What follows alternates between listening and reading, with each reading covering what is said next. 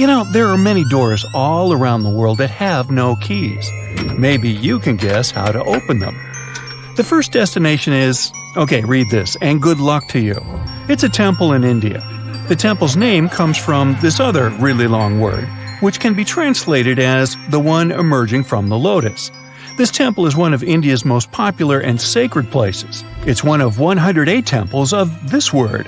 It dates way back. It was mentioned in Tamil literature in the 6th century. Flash forward to our time. In 2011, the Indian Supreme Court decided to document the valuables of the temple because they had been informed that the place might have been misused. To do so, they had to open the doors that had been closed for centuries.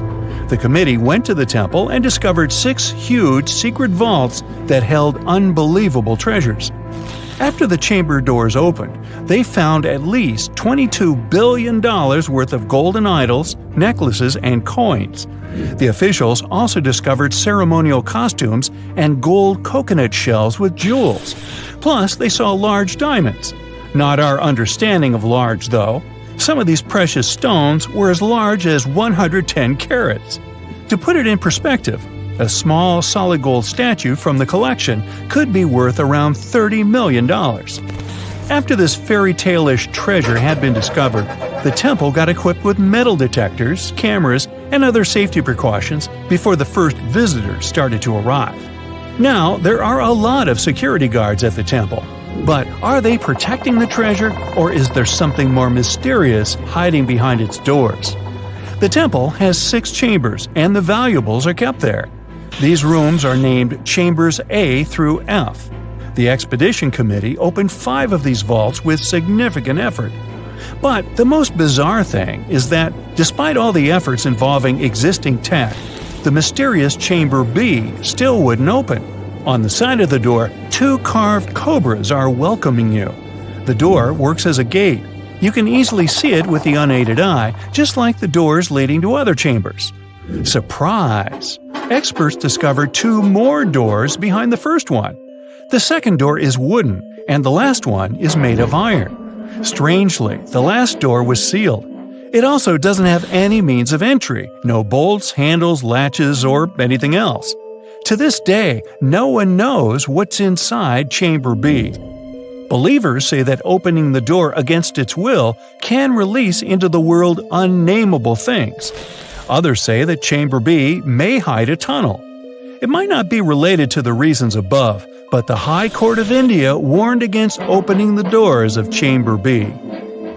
Now, in 2010, David Crespi, a French engineer, visited Machu Picchu. He discovered a strange door in one of the main buildings. The door was in a narrow path neither tourists nor archaeologists used very often. David believed that the place was an entrance the Incas had sealed for some reason. He contacted archaeologists and authorities right away. They promised him to start investigating the area in the near future and let him know about his potential discovery. Well, months passed, but he didn't get any news. No response to his emails and calls. In 2011, he found an article by Terry Jameen about Peru. David reached out to him in no time. He described his finding to Jameen. After that, Jameen and other archaeologists went to Machu Picchu to investigate the secret door. They concluded that this door was indeed an entrance sealed by the Incas. The researchers confirmed the existence of 2 entrances found behind the famous door. They also got the 3D representation of a staircase leading to the main room and another chamber. The analysis also revealed several cavities, among which there was a vast quadrangular room. Plus, georadars detected some metals. Those might be golden and silver objects. Jameen and his team thought this place was a chamber of pre-Hispanic times. They believed the door had been sealed by the Incas to hide something important. Maybe an enormous treasure, or something no less precious. Jameen also claimed that finding this chamber could lead to the discovery of a mausoleum. Jameen submitted an official request to the Peruvian authorities for permission to open the chambers. Yet, neither his application nor requests of other archaeologists have been approved so far. Authorities claim that opening this door could cause damage on the other sides of the archaeological site. Yet the use of an endoscopic camera has confirmed the hypothesis that the stone blocks at the entrance are only there to close the passage. They are not there to support the internal structures of the building. The third mystery is in Giza, Egypt. Explorers uncovered 2 secret doors inside the Great Pyramid. There are 2 tunnels, each around 8 inches wide, that go from the north and south walls of the Queen's Chamber. But the tunnels are closed by stone blocks before they reach the outside of the pyramid. So, where are they leading to? No one really knows the true purpose of these tunnels. Some archaeologists think these doors might be hiding a yet undiscovered chamber. Egyptologist Zahi Hawass explained how these doors were first found. A robot designed for this expedition was sent inside the shafts of the Queen's Chamber to find out what was there. The research team attached a camera to the robot. The footage revealed that behind the stone door, there was another sealed door. The archaeologists were thrilled to see this door instead of just a dead end. The structure of the stone door blocks the other doors perfectly. Experts think it's an incredible bit of engineering. Now, it's not possible to reach the door because it's behind a huge stone block. But archaeologists are trying to find a way to get there without damaging other parts of the structure. These new discoveries have only raised more questions instead of answering the already existing ones. Secrets are still waiting to be revealed. Our final stop is the Taj Mahal, a monument to love. Mughal Emperor Shah Jahan made this memorial to honor the memory of his beloved wife, Mumtaz Mahal. The total number of doors in the Taj Mahal is so great, this video would be days long if we started talking about all the sealed rooms. Experts think that if someone opened these doors after they've been closed for so long, it'd release carbon monoxide. And when this gas meets the marble, it forms calcium carbonate. That's why this could lead to the appearance of cracks in the minarets of the Taj Mahal. Also, a legend says that if these doors get open, a dreadful curse will be unleashed from the mausoleum's underground chambers. And here's a bonus from Canada: the door of room 873. This is a room at the Fairmont Springs Hotel, which opened in 1888. The story goes like this. Decades ago, someone committed a crime in this room. After the investigation, the hotel administration refurbished the room and rented it out to other travelers. But rumor has it, other guests who stayed in the room later also faced unpleasant situations. They reported hearing strange noises. The TV in the room kept flickering. It's guessed that the door of room 873 was sealed with bricks. Curious guests who heard these mysterious stories wander along the corridor where the room used to be and knock on the walls to contact potential ghosts. Well, which of these secret doors would you like to open? Now, how about some surreal hidden places to check out? Grab a flashlight and your backpack, and bon voyage! The trip starts in the mountainous country of Switzerland. You travel to the town of Waltensburg in the eastern part of the country. It's raining and it's very cold, but you still make your way to the bottom part of a mountain, where your first adventure awaits. After climbing up high in the mountains, you see a strangely shaped castle. To get there, you must walk up an extremely narrow pathway. Don't look down, you think to yourself. You tighten the straps of your backpack and manage to walk along the pass. Standing at the door of the castle, you really can't believe what you see: a 13th century fortress built entirely of stone. Today, all that is left of Krafenstein Castle is mainly its ruins, but their condition is good enough to get an idea of what the place looked like back in its glory days. You take your time to explore the castle inside, but honestly, this place gives you the chills and you're ready to move on. The next place on the list is Turkey. A plane and then a car ride later, you arrive in the city of Çorum in the northern part of the country. On the outskirts of Çorum, you find a valley filled with old, overgrown mountains and see the beginning of the trail you're about to hike. The way is extremely steep, but it leads to a secret door carved in the mountain. Congratulations! You've just arrived at Kapilikaya. The huge door is a massive arched stone that blocks the entrance to a hidden building. Experts think it has existed since the 2nd century BCE. Unfortunately, the huge door won't open, so what's hidden inside is a mystery today. It's guessed that there is a room inside. Some locals say there's a treasure hidden there too, but until today, no one has managed to enter the place to check. Okay, it's time to get moving before night falls. Next, you get the unique opportunity to travel to Ethiopia. Wandering around the city of Lalibela, you stumble upon a huge pit carved in the ground. You approach it carefully, and soon enough, you see a magnificent terracotta building, so richly detailed it leaves you mesmerized. But that's not all. There are 10 other pits just like this one, hiding King Lalibela's 12th century buildings. All 11 constructions are different from one another, yet share a similar recognizable style. They were hand-carved over the span of 24 years, only with the help of chisels, which is unbelievable given that these buildings are up to 50 feet high. That's about as tall as 5 African elephants stacked on top of each other, if you could do that. This unconventional way of construction made them entirely monolithic, meaning they were carved out of just one gigantic piece of rock. Pretty impressive, huh? Once you leave Ethiopia, you grab a flight to southern Italy, right there on the tip of the boot. No hiking is needed here. Whew! Your friend takes you to a site called Sassi di Matera. It's a Paleolithic city carved in the slope of a steep hill. You might feel like you've traveled in time here, as local stone houses and ancient buildings are unlike anything you've ever seen before. The site, also known as De Sassi, is suspected to be one of the first human settlements in Italy, dating back to over 9,000 years ago. Wandering around the town, you might get invited inside one of the cave-like houses.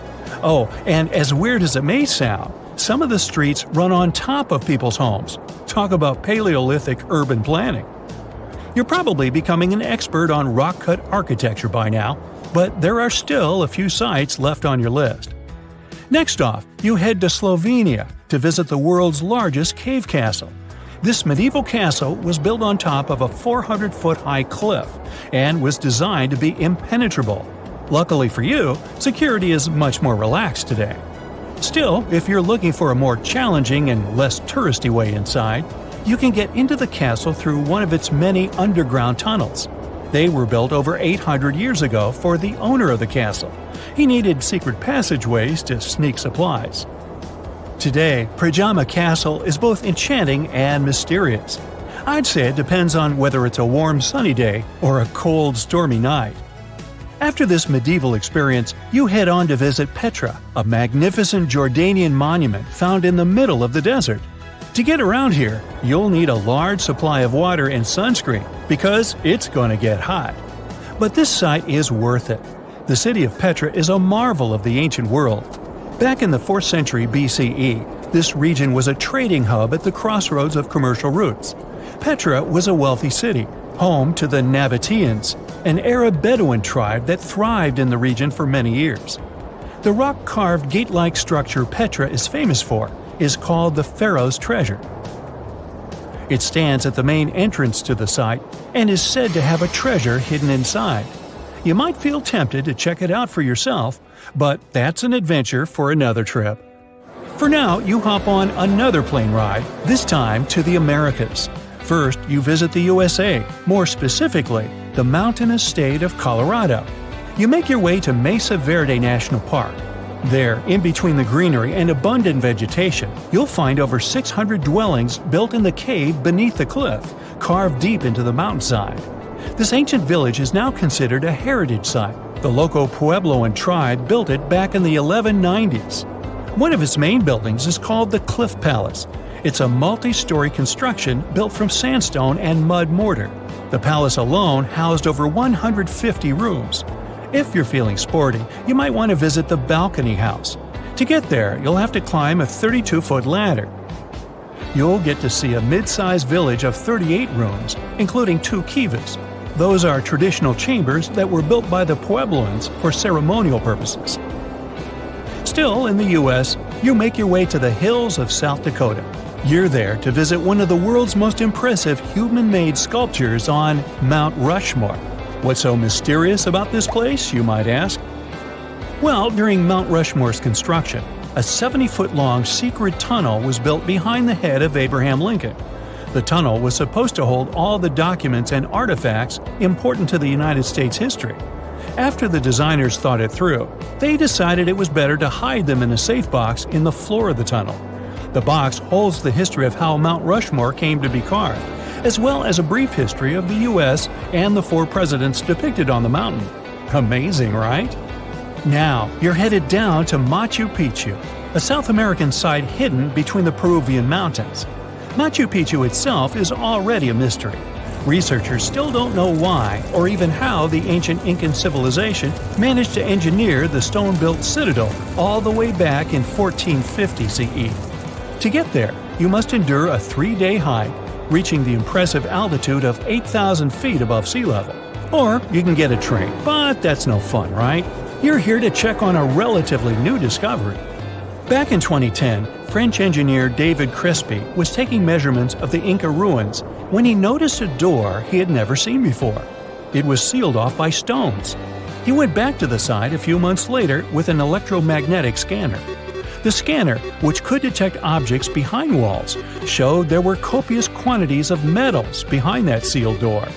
The researcher contacted the Peruvian authorities requesting to remove the rocks, but they didn't authorize it.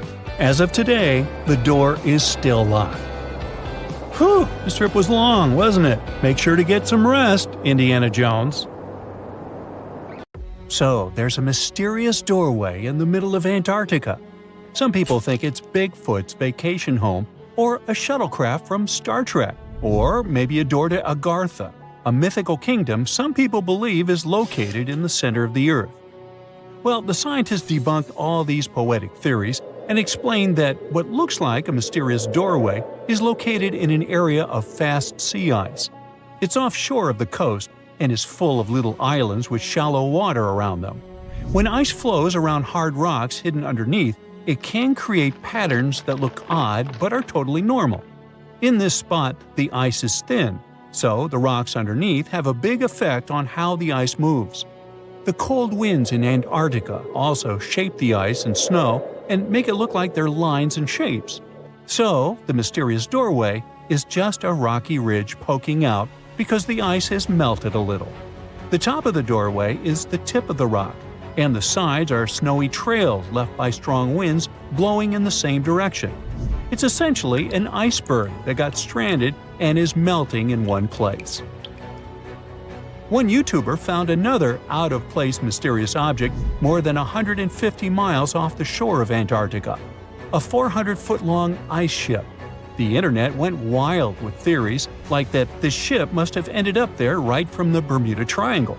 But there was no scientific proof that it was a ship and not just a large chunk of ice. And once some other internet users revisited the place, they noticed the ice melted in the summer and the hypothetical ship was gone.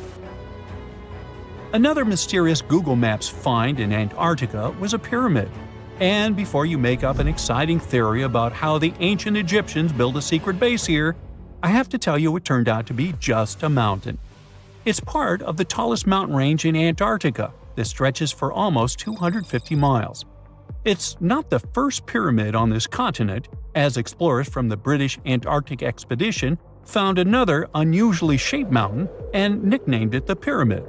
But this one didn't even have a pyramid shape. Here's one Antarctic find that definitely won't disappoint you: a giant ice shelf that reminded scientists of the Grand Canyon.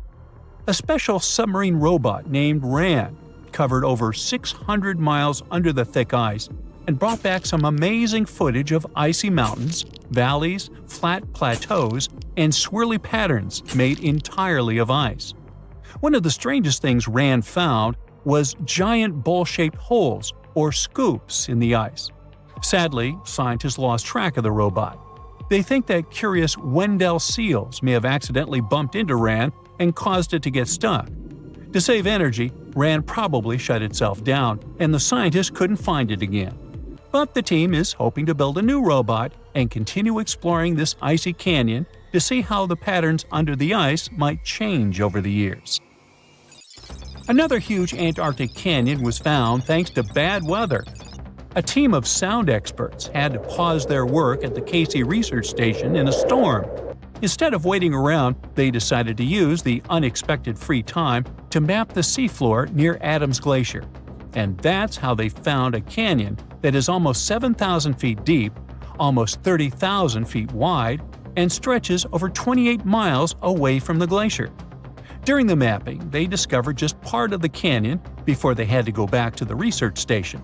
But when bad weather came in again, the ship went back and mapped more of the canyon. They were working in waves up to 13 feet high and super powerful winds, but they managed to get about 15 hours of data to complete their map.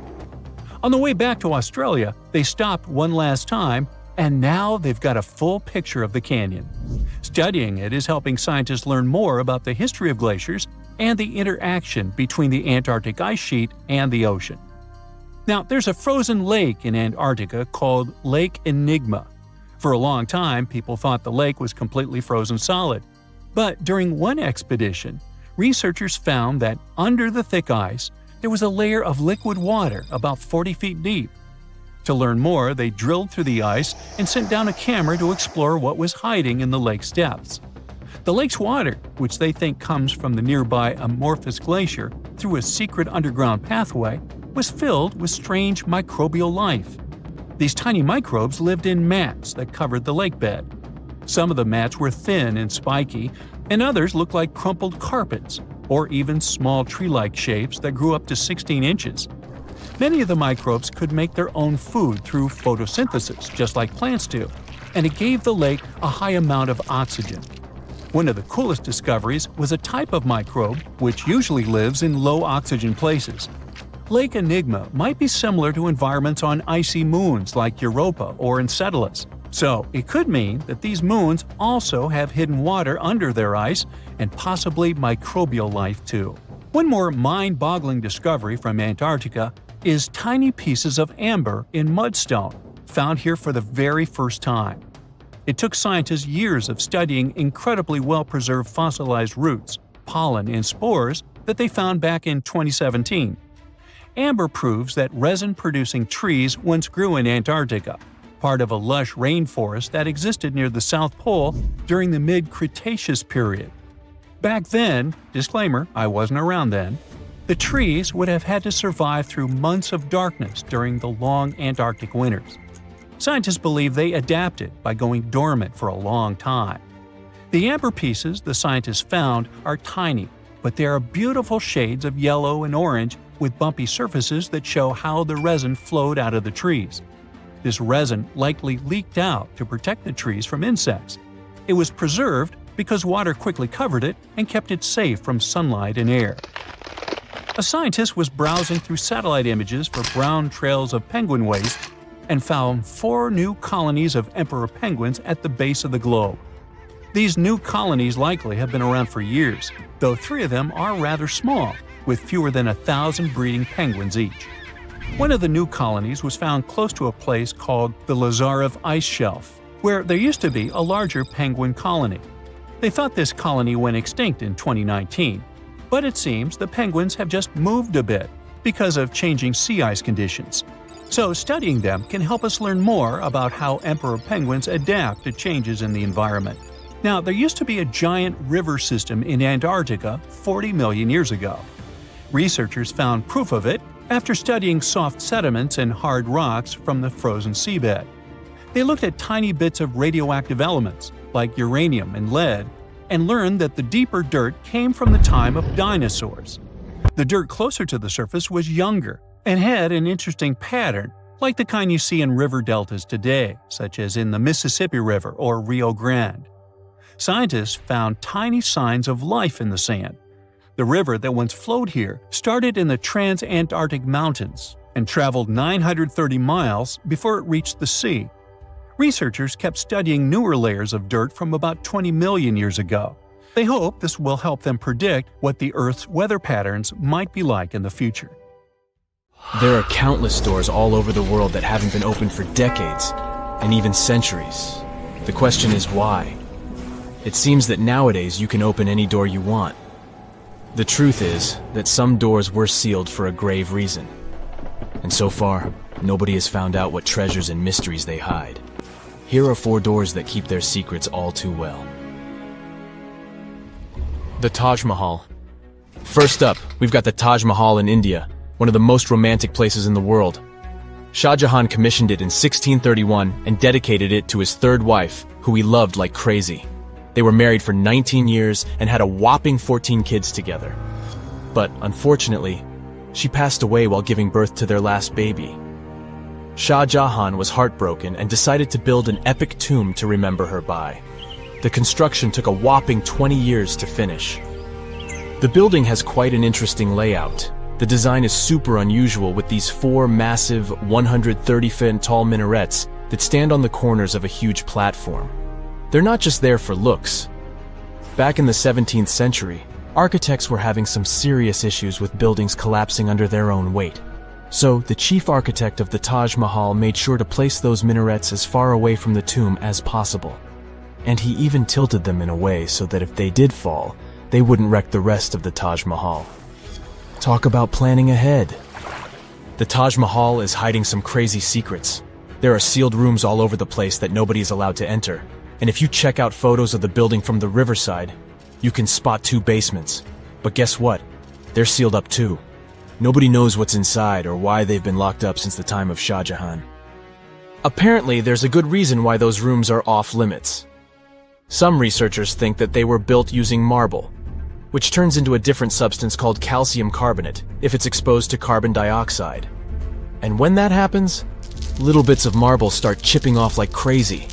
To make matters worse, there's no air flowing into these rooms. That means that if too much CO2 builds up in the basement, the 4 minarets could collapse. But wait, there's more. Some people think that the body of Shah Jahan's wife can be found in one of these sealed-up rooms in pristine condition. Why not? Who knows what the mysterious rooms might keep? The Great Sphinx of Giza. The Great Sphinx of Giza is shrouded in mystery. It's not just the largest monolith statue in the world, but it's also a hybrid creature with a woman's head and a lion's body that originates from Egyptian and Greek mythology. It's also very ancient. It's estimated to be around 4,500 years old. The construction of this marvel took about 3 years and required 100 workers who were not slaves and were treated with delicacies like sheep and goat meat. It is also thought that it used to be much more massive than it is now.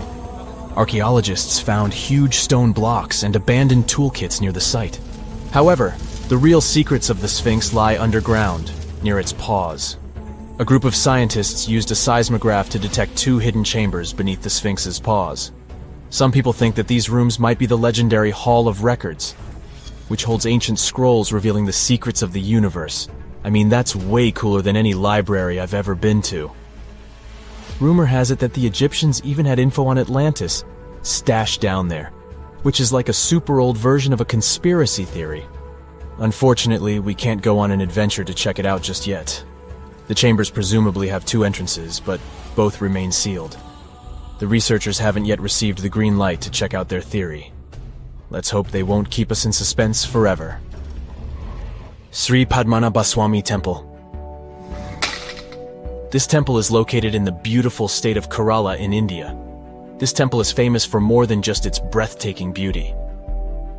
Underneath the temple there are 6 vaults, creatively named A, B, C, D, E, and F. The enormous iron doors to these chambers add to the mystery of what's behind them. A few years back, the authorities decided to open these vaults to the world, but it wasn't an easy task. You can't just open the doors and enter the vaults. It required a lot of work. It took them a while, but finally, in 2011, they opened 5 of the 6 chambers. And guess what they found? Tons of treasure. Bags of gold, precious gemstones, and priceless diamond jewelry. The estimated worth of everything found in the vaults is a whopping $1 trillion. It's like the temple was the real-life inspiration for Aladdin's Cave of Wonders.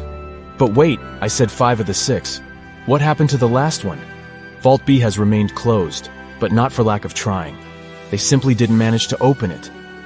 There is even a belief that it's fatally cursed. Legend says that only a saint or sage can break the curse by chanting a specific mantra. But no one has been able to do this yet, presumably because we don't have saints or sages at our disposal. There is also rumor that in the 30s some temple invaders tried to enter Vault B to do some good old looting. But they never reached their target. Apparently terrible snakes materialized out of nowhere, and chased the gang away. But of course, this is just an urban legend, and there is not proof of that. However, it is said that the Auditor General dealing with the temple claimed that Vault B had been opened at least 7 times since 1990, and nothing bad happened to anyone who entered. Who knows? Maybe we should send Indiana Jones to check it out. The First Emperor's Tomb. Deep under a hill, completely undisturbed and surrounded by dangerous traps, lies an ancient 2,000-year-old tomb. It belongs to Qin Shi Huang, the first emperor of China. He was born in the Qin state and became king when he was just a boy. But when he grew up and gained full power, he united the warring states ancient China was divided into by conquering them. After that, he created the Qin dynasty. When he died in 210 BCE, they buried him deep underground in a massive tomb. And when I say massive, I mean massive! Back in 1974, some farmers in Xi'an, China, stumbled upon something strange while digging a well, a huge terracotta soldier. This discovery led to an extensive archaeological dig that has continued for over 40 years, revealing a collection of thousands of clay soldiers. The unique thing about these soldiers is that each one has its own unique features, from hairstyles to facial expressions. It's believed that there could be up to 8,000 of these soldiers, but only 2,000 have been found so far. Interestingly, the central tomb, which is believed to be the resting place of the emperor, is still untouched. In ancient records, there are references to a vast underground city that the emperor built, complete with scenic towers, palaces, and whatnot. Sima Qian, a Han Dynasty historian, wrote that the tomb was adorned with treasures and had space for hundreds of officials, but the lack of technology to properly examine the site is what's holding things up. Qin Shi Huang was surrounded by liquid mercury in his tomb, with 2 of the streams representing the major rivers of China, Yellow River and Yangtze. The ancient Chinese believed that mercury could provide immortality, but it could have also caused the emperor's death since he regularly took mercury pills to prolong his life. The dangerous levels of mercury contamination in the soil near the tomb are the main reason why scientists are reluctant to explore it. It could be very dangerous both for people and for the environment. Now, if I had to choose which door to open, I'd probably go for the one that doesn't lead to a tomb surrounded by poisonous mercury. Call me crazy, but I'd like to avoid any potential health hazards. There are many myths around arguably the greatest structure ever built by humans, the Great Wall of China. Some say it's so grand that it's visible from space. Others claim that you can see it from as far as the moon. Other theories suggest that the builders of the wall were left inside. Well, sorry to disappoint you, but all these impressive stories are just myths. But even with those stories busted, the Great Wall of China is an impressive and truly breathtaking structure. So let me tell you its true story. Today, China is one of the most populated countries in the world, counting as many as 1.4 billion residents. It's also one of the oldest nations in the world. It has 3,500 years of continuous written history, but the civilization existed long before that. There is a theory that while the European continent, for example, was most likely reached by humans from Africa, China wasn't populated by settlers that came from somewhere else. Some people believe that the Chinese civilization got formed from local Stone Age people who lived on the territory since the prehistoric period.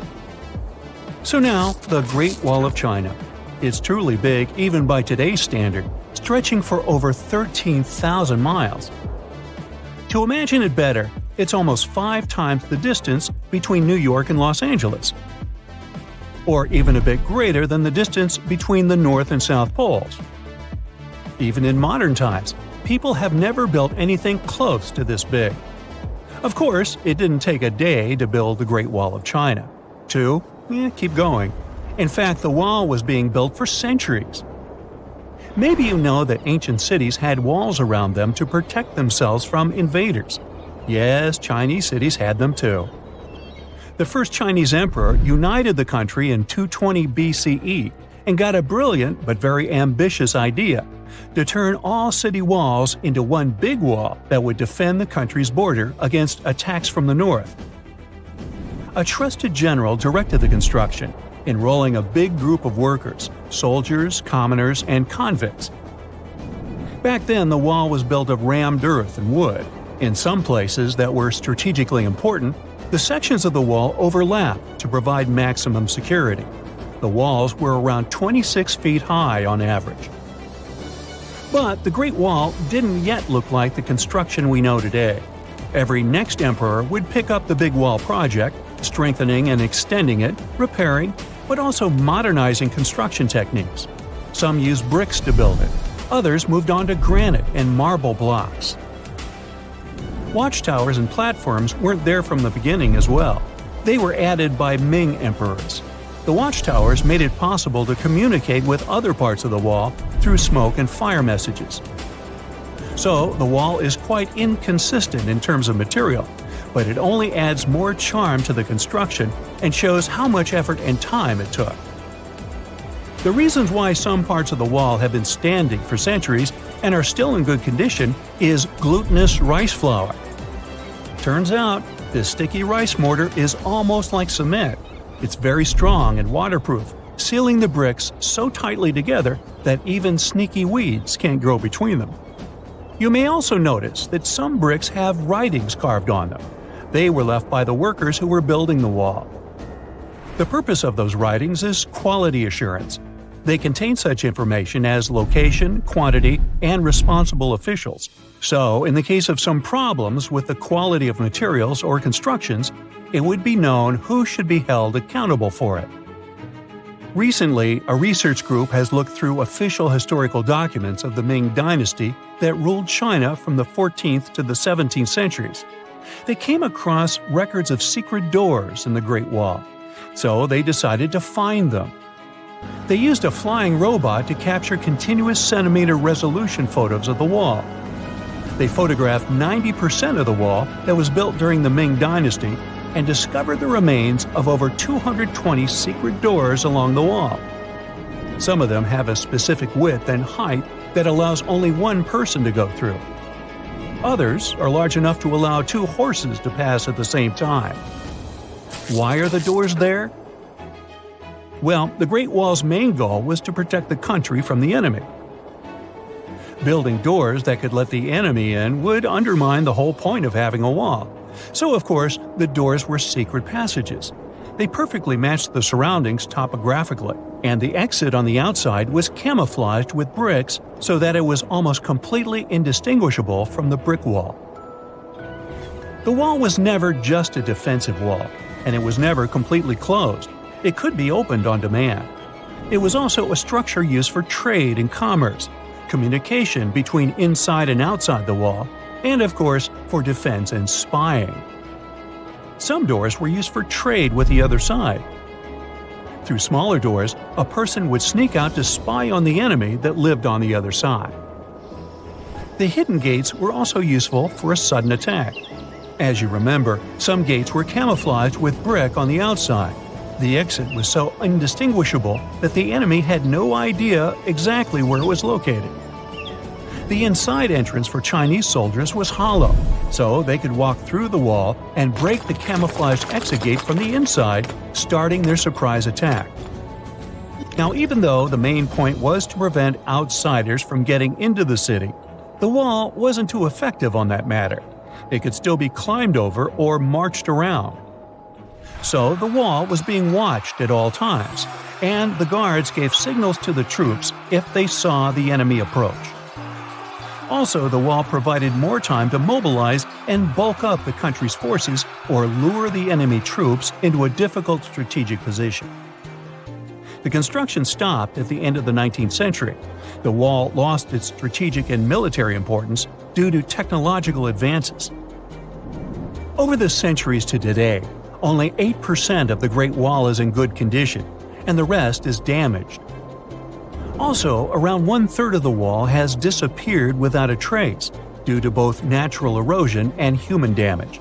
I guess you could say it's now just a pretty good wall. As you remember, the first parts of the wall were built out of rammed earth and wood.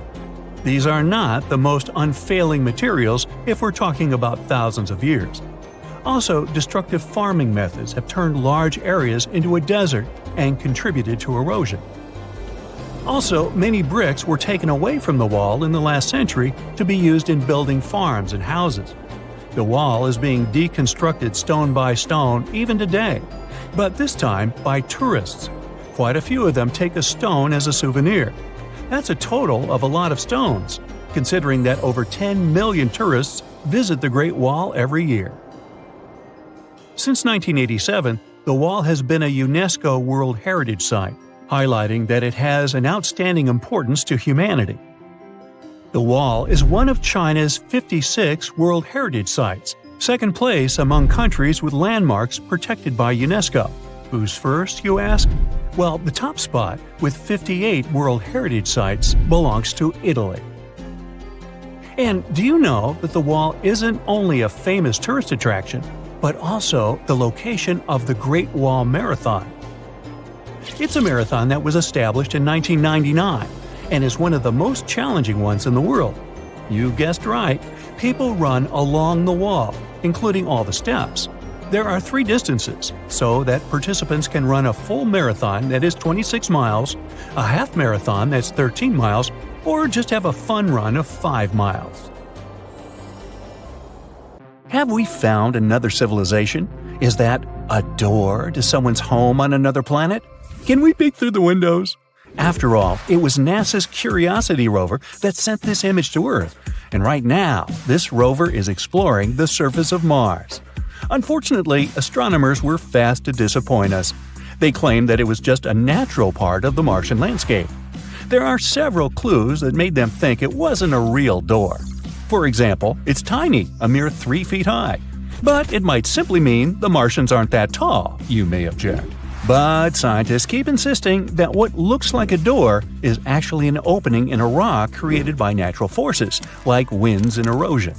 The thing is, if you look at the rock attentively, you may notice strata, the layers of silt that stand out because they're harder than the surrounding material.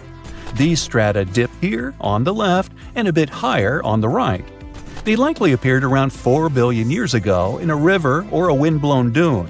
Since the strata became visible, powerful Martian winds have eroded them even more, and now you can see that they disappear inside the door. And look at this. See those cracks? Yeah, those. That's how rocks weather on the red planet. This small cave probably formed when several fractures crossed the strata. A pretty large boulder might have fallen out under its own weight, and this created the door-shaped opening.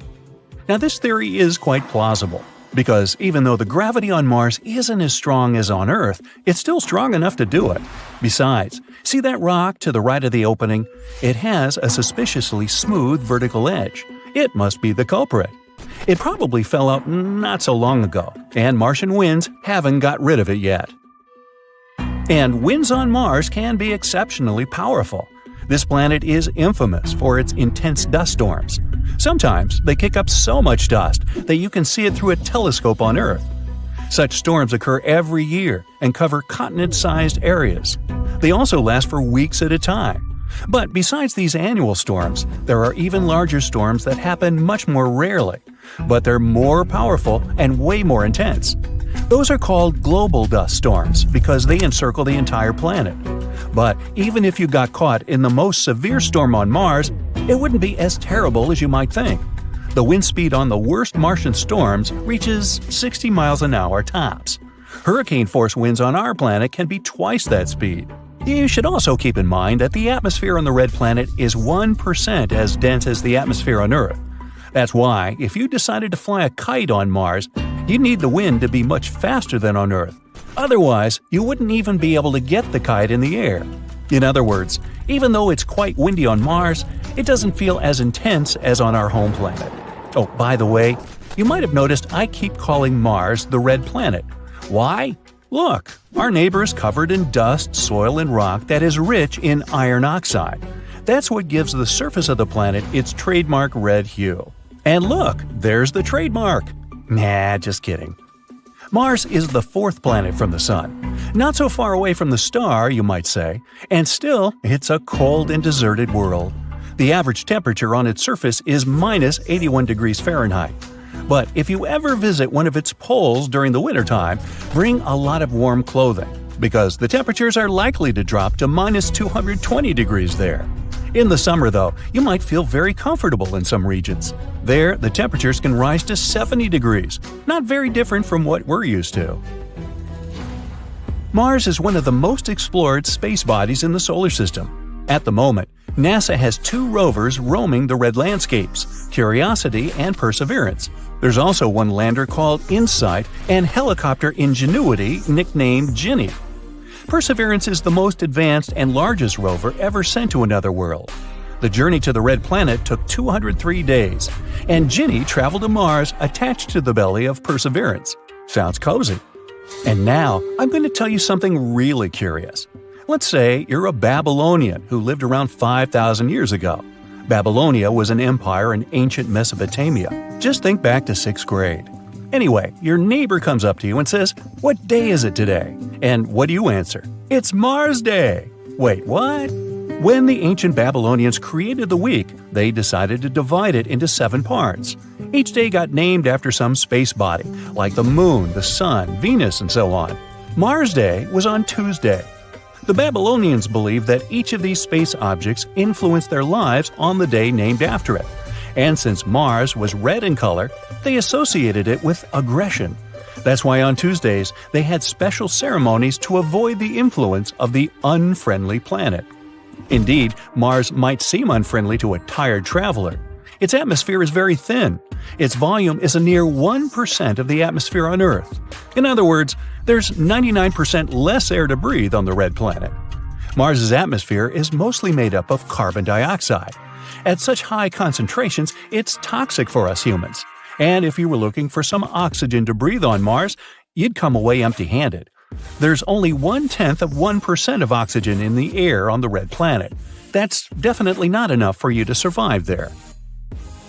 At the moment, Mars has 2 moons, Deimos and Phobos. Astronomers think they may be asteroids once caught in the gravitational field of the planet.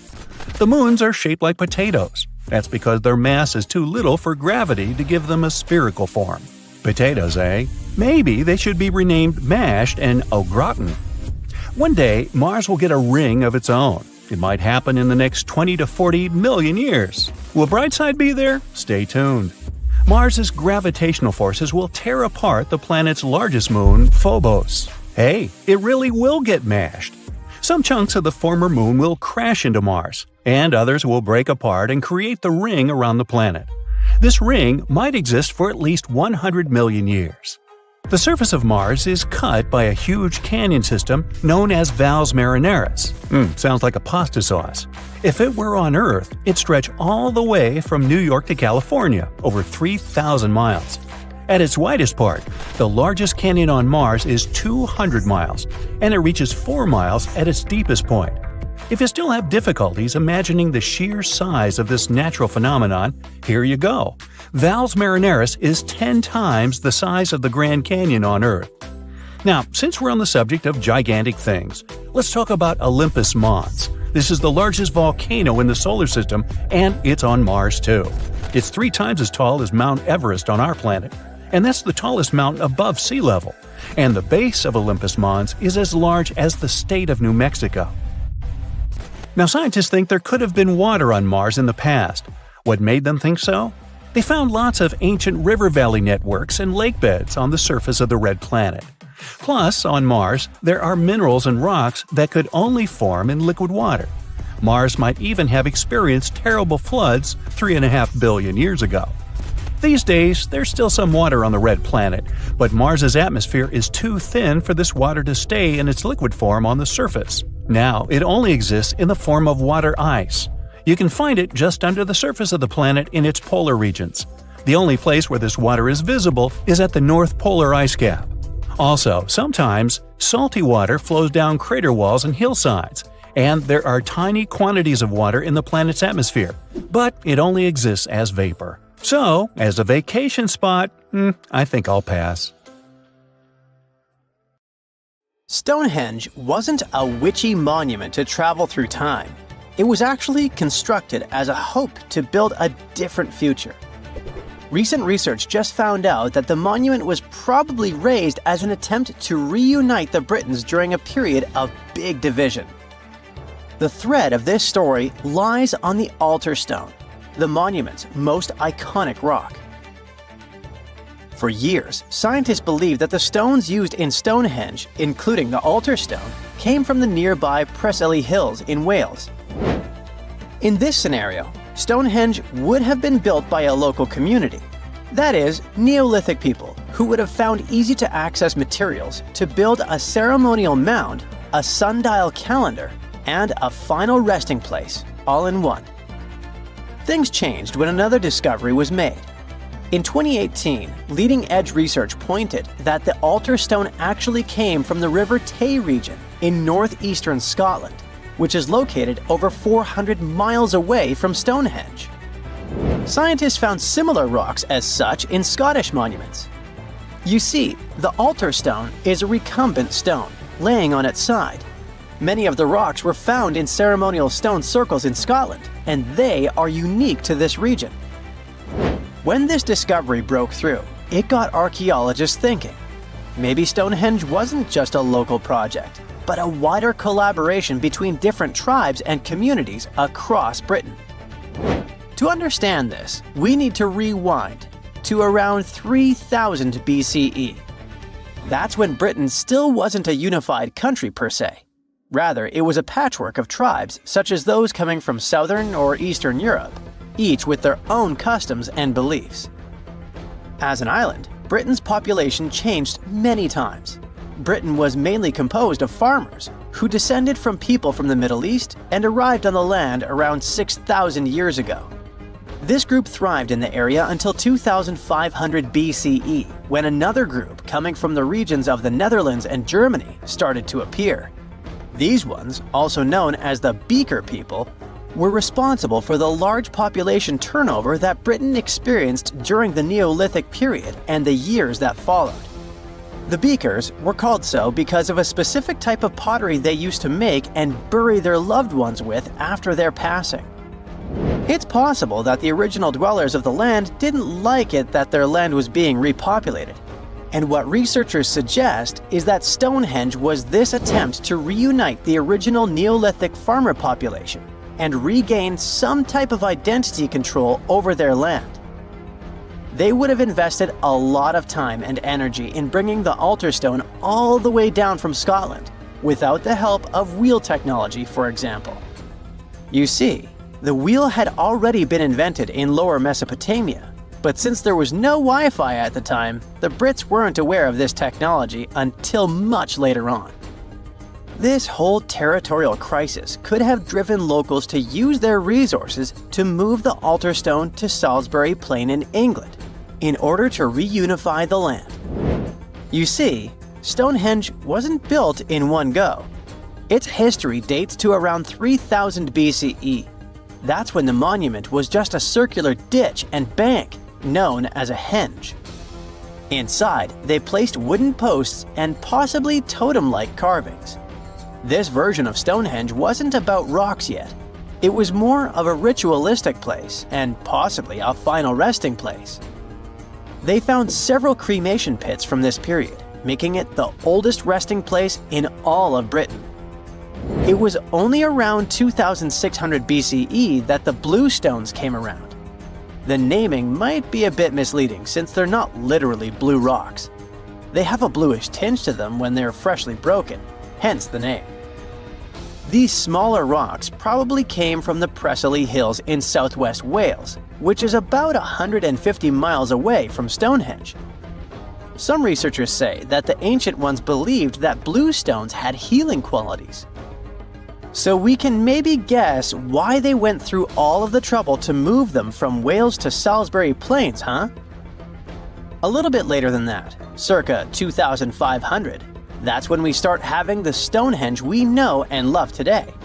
That's when the Sarsen stones started to arrive. The Sarsens are Stonehenge's huge stones. I mean, each Sarsen can weigh around 25 tons. That's as much as 3 African elephants stacked together.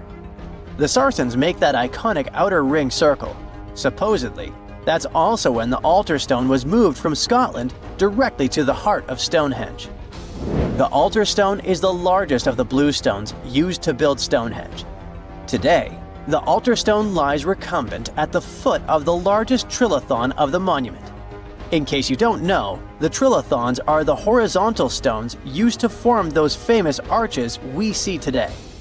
And here's where the story takes a twist. For nearly a century, scientists believe that the altar stone came from the same area as the blue stones, the Preseli Hills in Wales. It made sense back then. If you're already hauling stones from Wales, why not grab a special one to be the so-called altar? Except that theory started crumbling in 2018, when a team of researchers decided to dig deeper. They used advanced geochemical analysis to pinpoint where the altar stone's sandstone actually came from, and it turns out it wasn't Wales. Instead, the results pointed north, specifically to the Orcadian Basin in northeastern Scotland, 400 miles from Stonehenge. This revelation changed the whole script of Stonehenge's story. How would they move the rocks, you may ask? Well, there's an old theory known as the ice road that suggests that the rocks were moved by natural icy pathways that formed during the winter. This way, they could slide the rocks down all the way to Stonehenge. But hey, if we're talking about a distance of over 100 miles, that's not too realistic.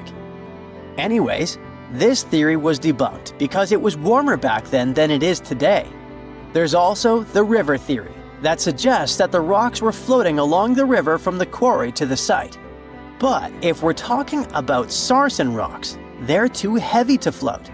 So there goes this theory. What we're saying is, no one knows how the rocks were moved. Another interesting info came from all the research done in Stonehenge. A recent laser survey of the stones revealed the different stone working methods used and has shown that some parts of the monument were more carefully finished than others. In particular, the northeast side and the inner faces of the central trilithons were finely dressed. FYI, a trilithon is one of Stonehenge's most famous shapes. It's when two huge monoliths receive a third one on top of them, connecting the two together. This fancy word is just Greek for having three stones. But anyway, the bigger question, and maybe why Stonehenge is so famous, is why it was built in the first place.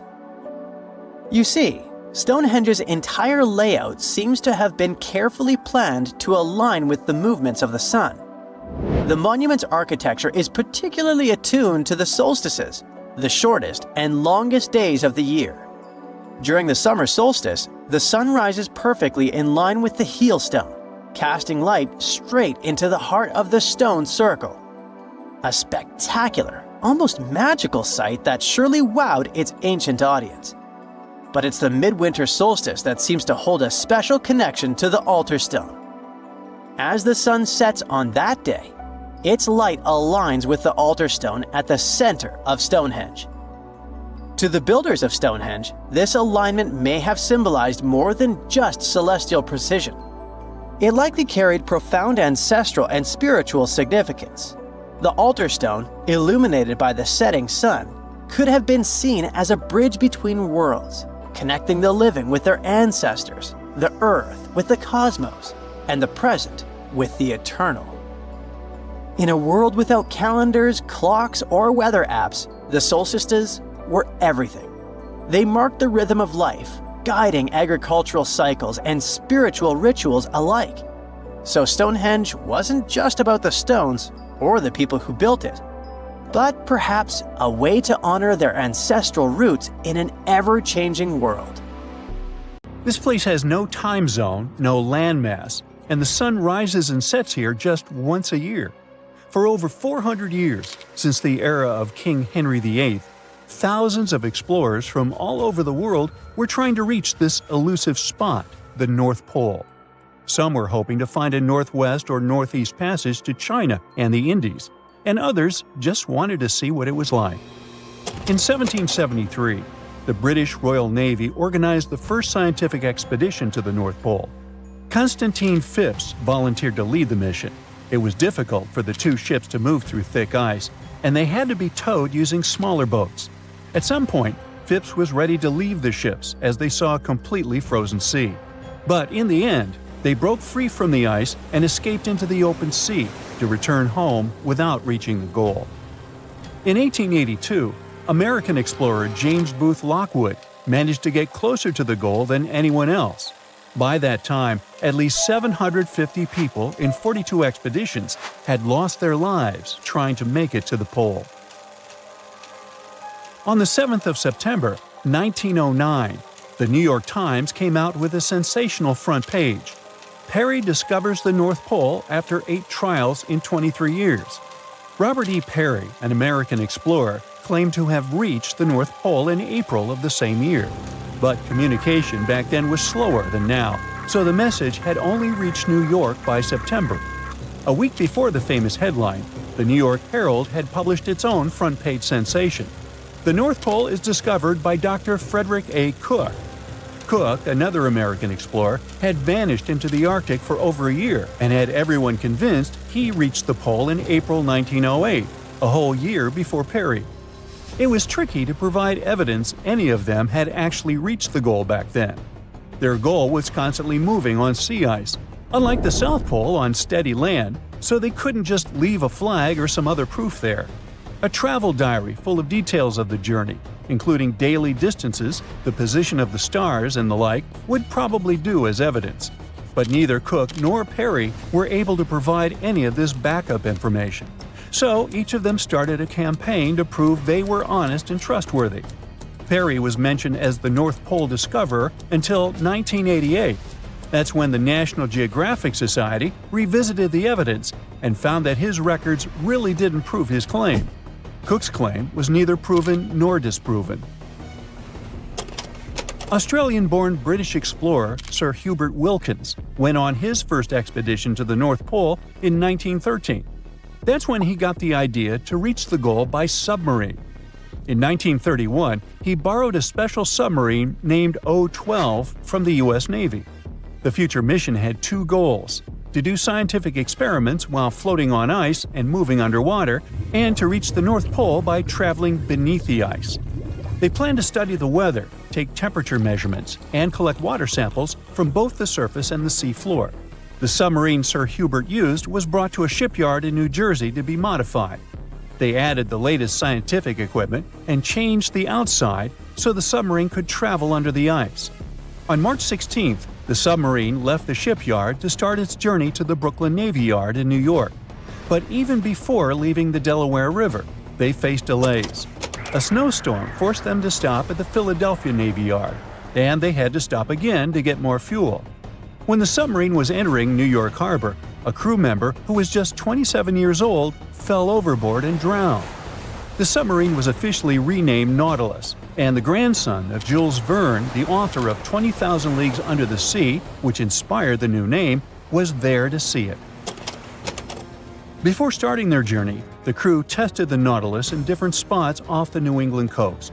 They faced criticism and were already 2 months behind schedule, so they decided to head straight to England. During their trip across the Atlantic, they sailed into severe storms. On the 13th of June, the starboard engine broke down. Then, the port engine failed because it was overused. While crossing the Atlantic, Sir Hubert Wilkins kept radioing the submarine's position back to the United States. After both engines failed, they sent out an SOS. On June 15th, the USS Wyoming, a huge ship on a training cruise with naval students, reached the Nautilus. The Wyoming towed the broken submarine to Queenstown, Ireland, and then it was taken to Davenport, England for repairs. They had to wait for spare parts from the United States, which caused more delays. Once the Nautilus was fixed, they headed to Bergen, Norway, to meet the submarine science officers and get more equipment. One of the most important additions in Bergen was a diving chamber, which allowed them to lower scientific tools into the water through a special hatch.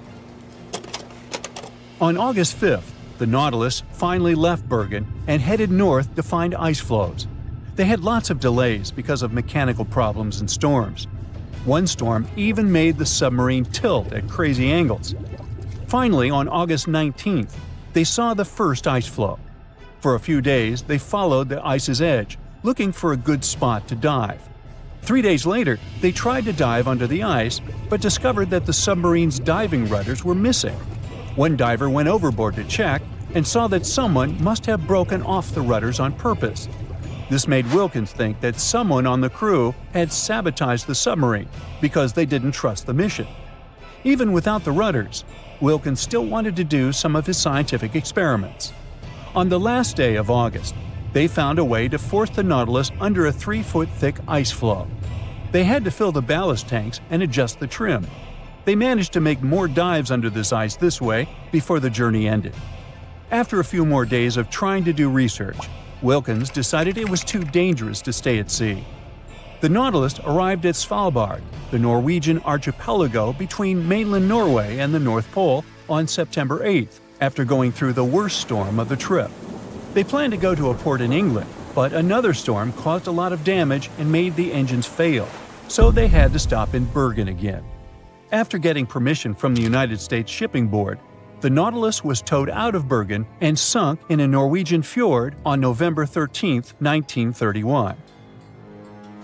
In 1958, a U.S. submarine with the same name, Nautilus, became the first vessel that reached the North Pole by traveling under the ice.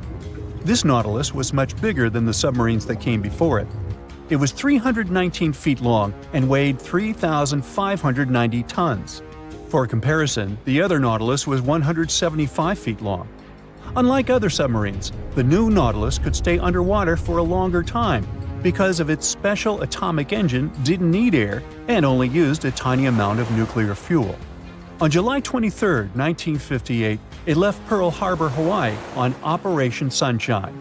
There were 116 people on board: Commander Anderson, 111 officers and crew, and 4 civilian scientists. The Nautilus traveled north through the Bering Strait and only surfaced once at Point Barrow, Alaska.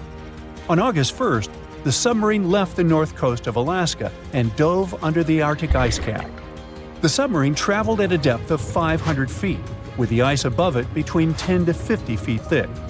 At 11:15 p.m. on August 3rd, Commander Anderson told his crew, "For the world, our country, and the Navy, the North Pole." And the Nautilus went right under the North Pole without stopping. On August 5th, the submarine came up in the Greenland Sea, and then 2 days later, it finished its historic trip in Iceland.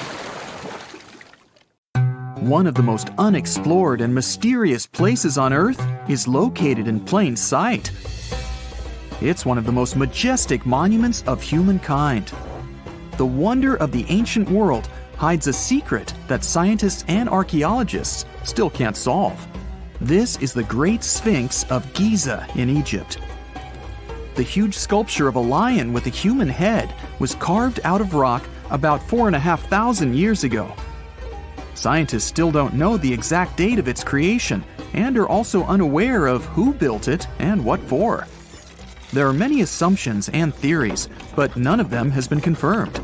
Most people have seen this majestic sculpture either in photographs or in reality, but almost no one knows what's hidden underneath it. The statue of the Sphinx was carved from a single piece of limestone. It was painted.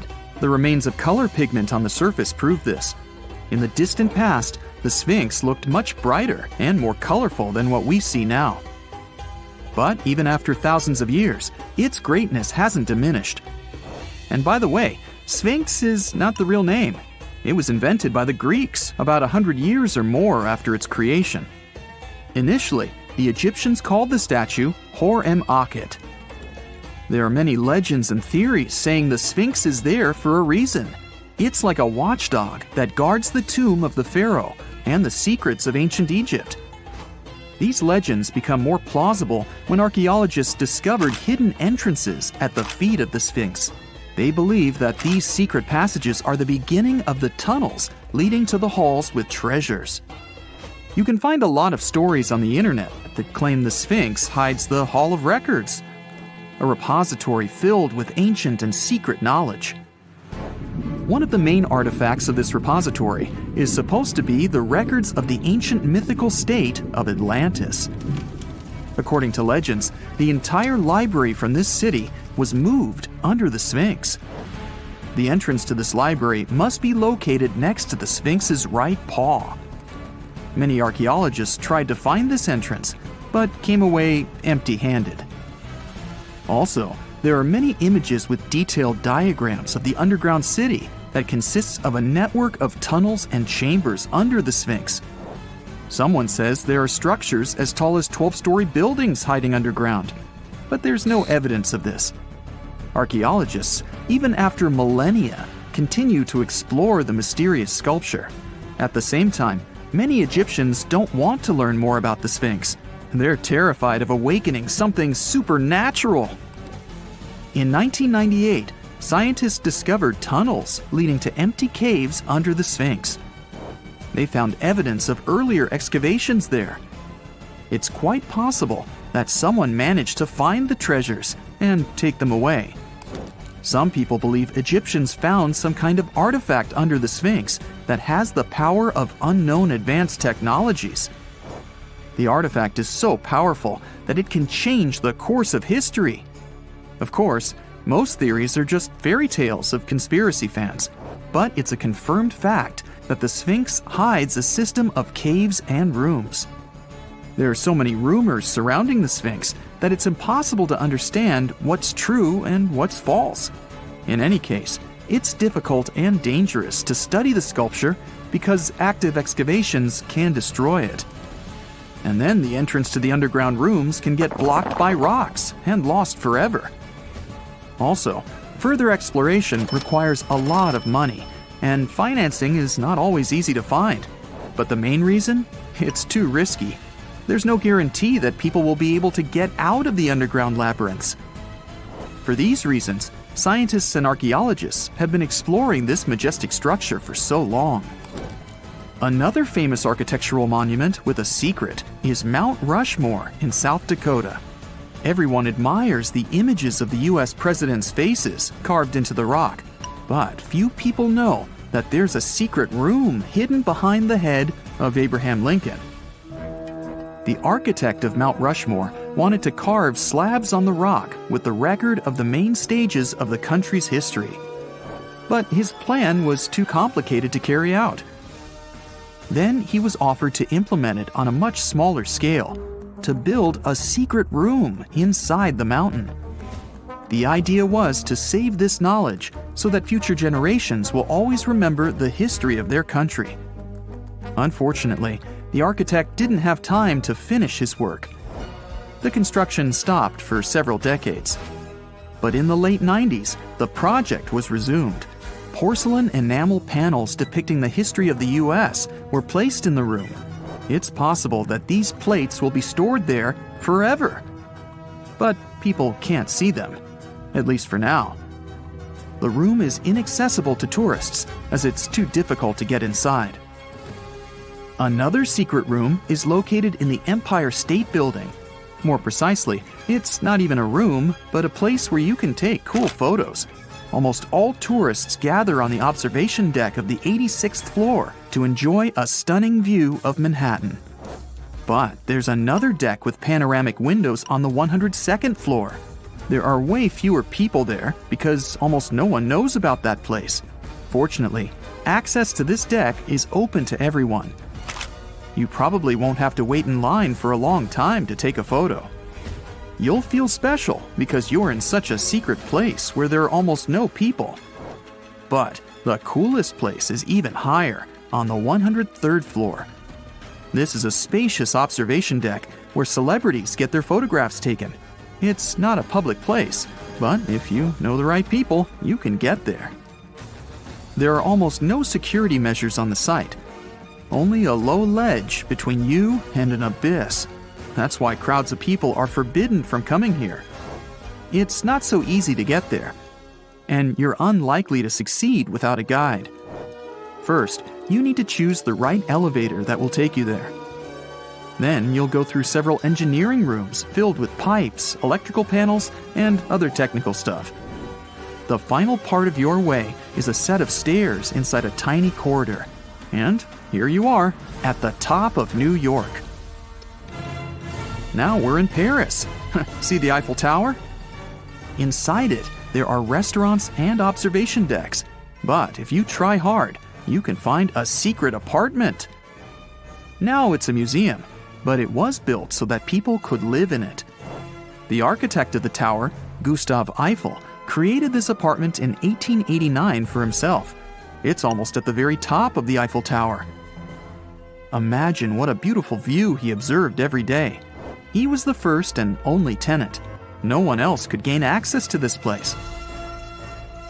When the architect passed away, the apartment remained empty for a long time.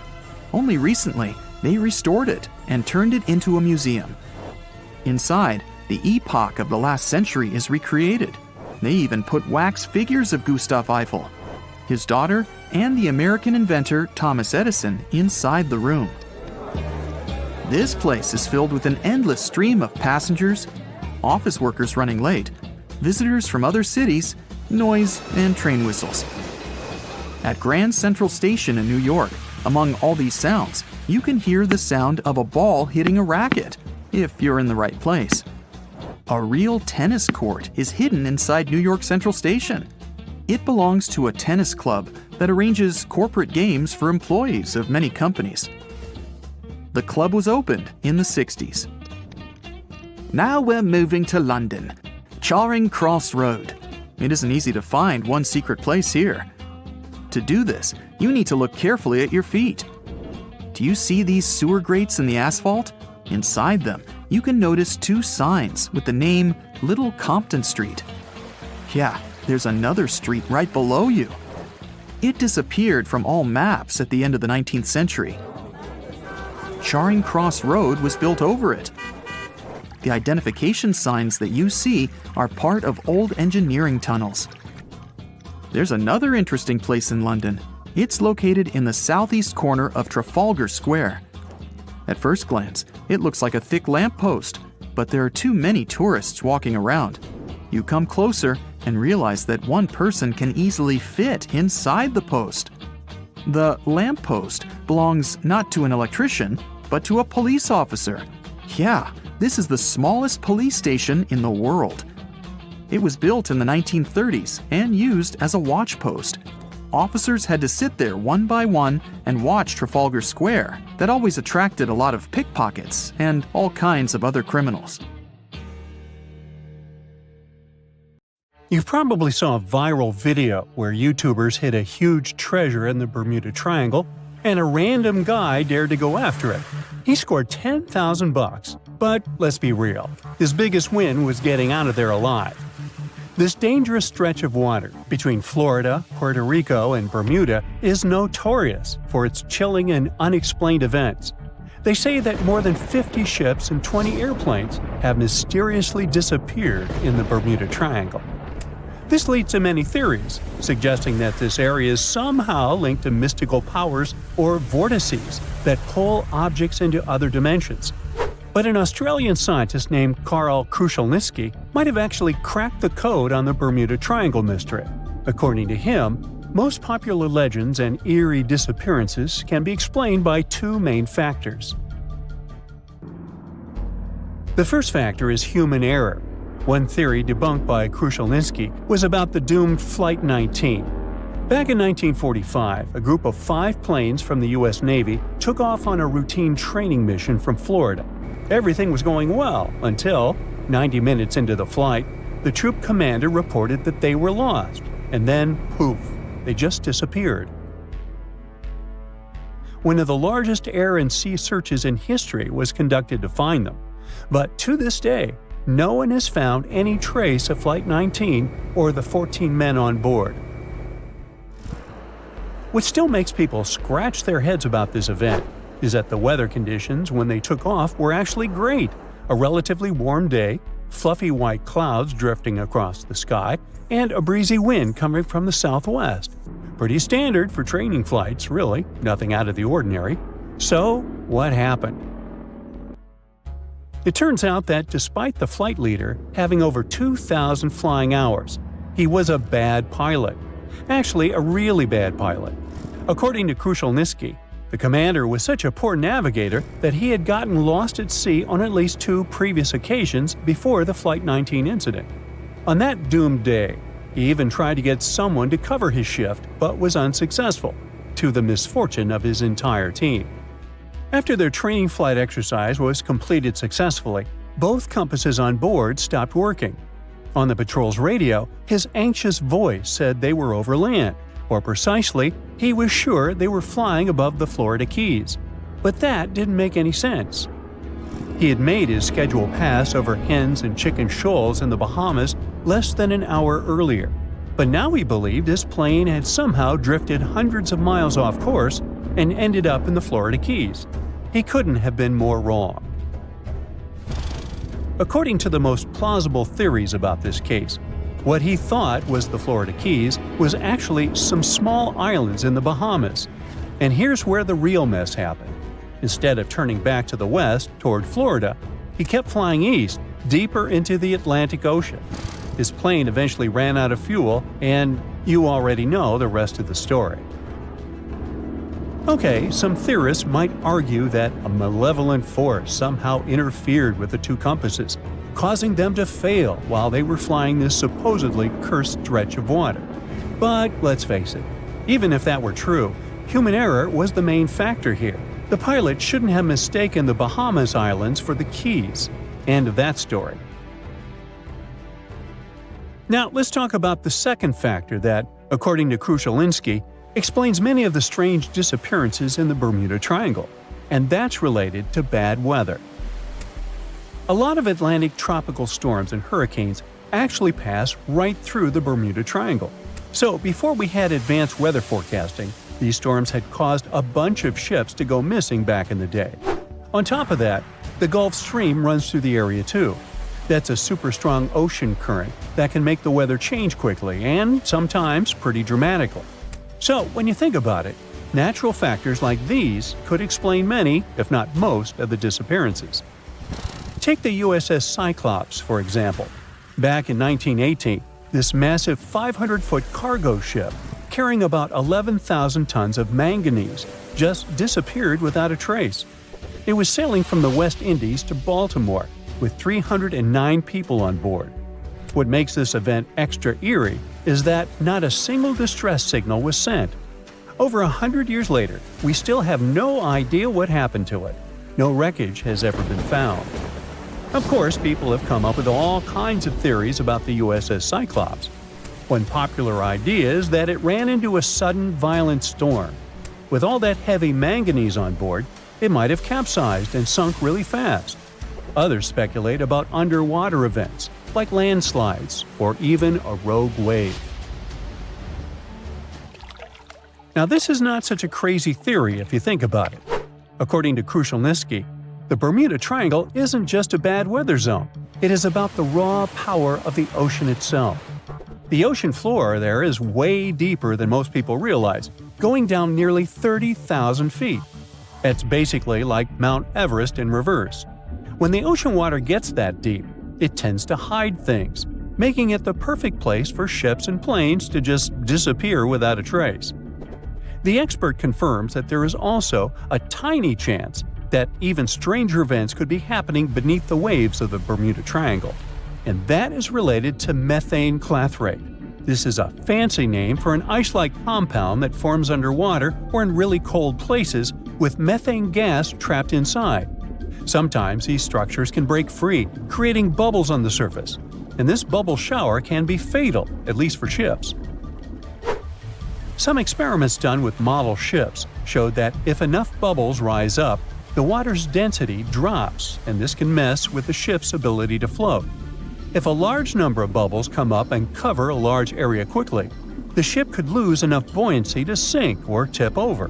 But to be fair, the chances of something like that happening are very remote. So, human error and bad weather. Those are the two factors that likely explain all the mysteries surrounding this so-called malevolent stretch of water. But the truth is, the Bermuda Triangle isn't all that special.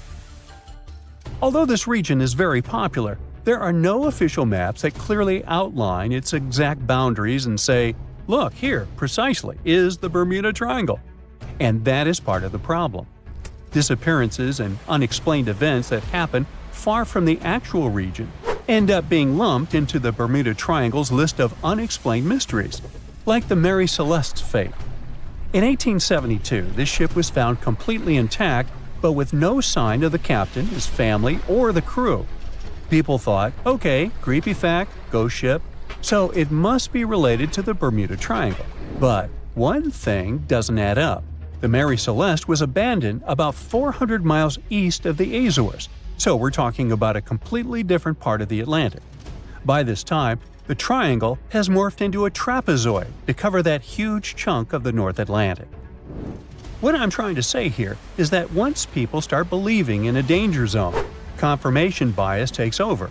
But the facts are that the Bermuda Triangle sees tons of daily traffic every single day, both by sea and air.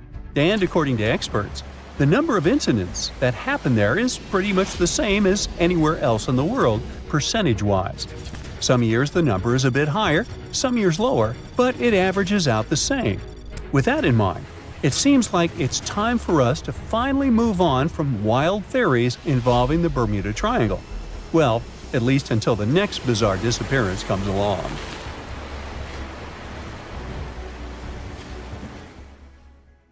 This sleek, state-of-the-art submarine named Ran was sent to explore the depths of Antarctica. But as soon as it discovered something, it mysteriously disappeared. So, what happened? It all started when scientists wanted to explore one of the most remote and mysterious places on Earth, the Dodson Ice Shelf in West Antarctica. This ice shelf, silent giant, stretches 30 miles wide. That's almost the length of New York City. It stands between two icy promontories, the Martian and Bear Peninsulas, and it hides an entire world of geological mysteries. If you think that Antarctica is nothing but a desert of super thick snow and ice, you're wrong. There are entire landscapes hidden deep down there. The underside of the Dodson Ice Shelf is a rugged, dynamic terrain shaped by the slow, relentless forces of nature. There are towering ice formations, deep troughs, and bizarre structures stretching for hundreds of feet. Scientists are super curious about it, but as you can imagine, this landscape isn't easy to explore at all. To find out more, we have to scan the area with satellites or try drilling through the snow, trying to collect the big picture, piece by piece. But these methods only gave us vague hints. The real breakthrough happened when scientists came up with the idea to let the submarines explore it. Autonomous submersibles could swoop deep into the icy waters beneath the Dodson Ice Shelf and tell us what's up down there. These robotic explorers have fantastic advanced sonar systems. It's that thing that bats or dolphins do. They can use sound to see the world. Basically, they send out sound waves underwater, and when those waves hit something like the ice shelf above or the seafloor below, they bounce back to the system. Animals feel how long it took for the sound waves to return and how they changed. And this helped them understand what's located where. For example, clicks that dolphins send out tell them where the fish are. We copied this crazy evolutionary trick and adapted it to our underwater exploration. Only our version is much cooler, with a higher level of precision, so we created detailed maps of the environment. The Ran submarine was one of those robotic explorers. It was named after the Norse deity of the sea. Ran had been meticulously programmed to navigate a treacherous landscape of Antarctica. But even with all this training, its journey led to an unexpected and eerie end. In 2019, Ran was sent to explore the depths beneath the Dodson Ice Shelf. It was a hero, the first one to go on a mission like this. The team said it was like seeing the other side of the moon. For 27 straight days, it worked tirelessly. It traveled over 620 miles beneath the thick ice. That's like a journey from Paris to Berlin. Ran went further and deeper than anyone could have imagined. At one point, it reached over 10 miles into the glacier's belly, and what it discovered down there was astonishing. Scientists thought there would be some smooth, uniform ice surfaces, but Ran revealed an underside marked by huge cracks, ridges. There were formations that looked like sand dunes, frozen in time. And finally, it found some mysterious swirling and teardrop-shaped patterns. They all looked more like art than geology. This actually tells the story of ice shelves and the ocean around it. Warm water sneaks in under the ice and melts it from below. Sometimes it smooths the ice out, but other times it carves out these weird, uneven shapes that look like patterns and drawings. And some of these shapes are huge, over 1,300 feet long. That's about 3.5 football fields. The reason why they look like swirling doodles is because the Earth spins. It makes the water turn in special ways, bending the shapes and drawing these spirals. It's called the Coriolis effect. Imagine you were on a merry-go-round and tried to throw something like a ball. It would go in a curve, not a straight line. Same thing happens with the water on Earth. Later, scientists found similar patterns in other Antarctic ice shelves, though they weren't as epic as the ones under Dodson. But Ran also discovered something horrifying. Turns out that these warm waters, aside from being great artists, are also a huge danger. The Dodson ice shelf isn't just hanging out serenely on the sea. It's part of a very delicate system and acts as a protective barrier that holds back huge glaciers in West Antarctica. The ice shelf is floating on the ocean, but it's still connected to the land. As warm water sneaks underneath it and the ice melts, the Dodson can't hold on to the land as tightly anymore. The protective barrier starts to weaken, and this lets the glaciers behind it move faster into the ocean. When those glaciers flow into the sea, they add more water, which could cause sea levels to rise, eventually changing our coastlines. Rand stumbled upon huge pockets where the ice was melting at alarming rates, all due to powerful underwater currents. It was like seeing a ticking clock on the glacier. The stakes were high, but luckily the submarine was ready. This time, it managed to return. And then, it worked for 5 more years, helping scientists with tons of useful data. The missions were daunting. There could be periods where Rand slipped into the pitch-black cavity beneath the glaciers, spending 24 hours without communication. But it was mapping every peak and every valley. It gained experience from over 40 missions below ice. Then, in early 2024, Rand went on a mission to the Thwaites Glacier. The mission was bold from the start. This place is also ominously referred to as the Doomsday Glacier. It's called that because it's slowly melting and has the potential to raise sea levels worldwide if it collapses, causing catastrophes everywhere. That's why Rand was dispatched to explore its underbelly, a place that had never been mapped so intricately before. The idea was to uncover the glacier's secrets, study how rapidly it was melting and why. This was Rand's second time exploring Thwaites. During the previous visit, it became the first sub to ever map the glacier's underside. Rand was exploring the depths from 650 feet to 1,650 feet. It sent a lot of data about how the Doomsday Glacier was slowly melting due to warm ocean currents. But while venturing into these icy depths, something went wrong. Out of nowhere, Rand vanished. Without warning, without a trace. One moment it was sending back crucial data, and the next it had slipped into the abyss. No distress signals, no final transmission, and it didn't return to the point it was supposed to. People sent extensive searches, helicopters soared overhead, drones buzzed through the frozen skies, but no sign of the submersible emerged from the glacier's grasp. After a while, Rand's batteries would certainly run away. So at this point, it had definitely been swallowed by the abyss beneath 1,500 feet of ice. That was a huge and sad loss for the scientific team. The scientists at the University of Gothenburg are now looking to replace Rand and continue their important research under Thwaites. To this day, scientists have no idea what happened to it. Some say it may have been trapped in the ice. Others believe it was pulled away by an unseen current. It also might have collided with something unexpected. Whatever the truth is, its disappearance has left scientists stunned, and it looks like the ice shelf will hold on to its secrets a little longer. At least we gained a treasure trove of knowledge from Rand's journey. Scientists keep exploring Antarctica, looking for history that hides under the snow. For example, they discovered that around 90 million years ago, a lush temperate rainforest thrived near the South Pole. They revealed an ancient world far warmer than they ever imagined. Deep in Antarctica, they unearthed fossilized roots, pollen, and spores preserved in the soil. All this shows that there was a swampy rainforest that flourished despite months of polar darkness. All these discoveries changed our understanding of Earth's climate, both in the past and the future.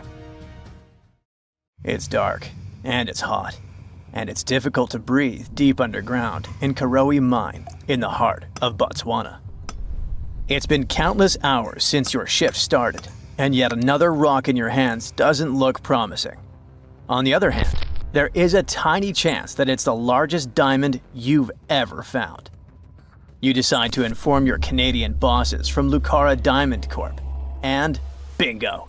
The stone you found turns out to be a breathtaking 2,492 carat diamond, the second largest ever found.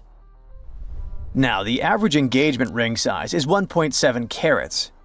It means that just this diamond could be enough to supply rings for more than 1,465 brides. You can compare the size of the previous stone with the size of a fist. And the weight of this priceless giant is over a pound. Its value hasn't been determined yet, but how about we speculate a bit?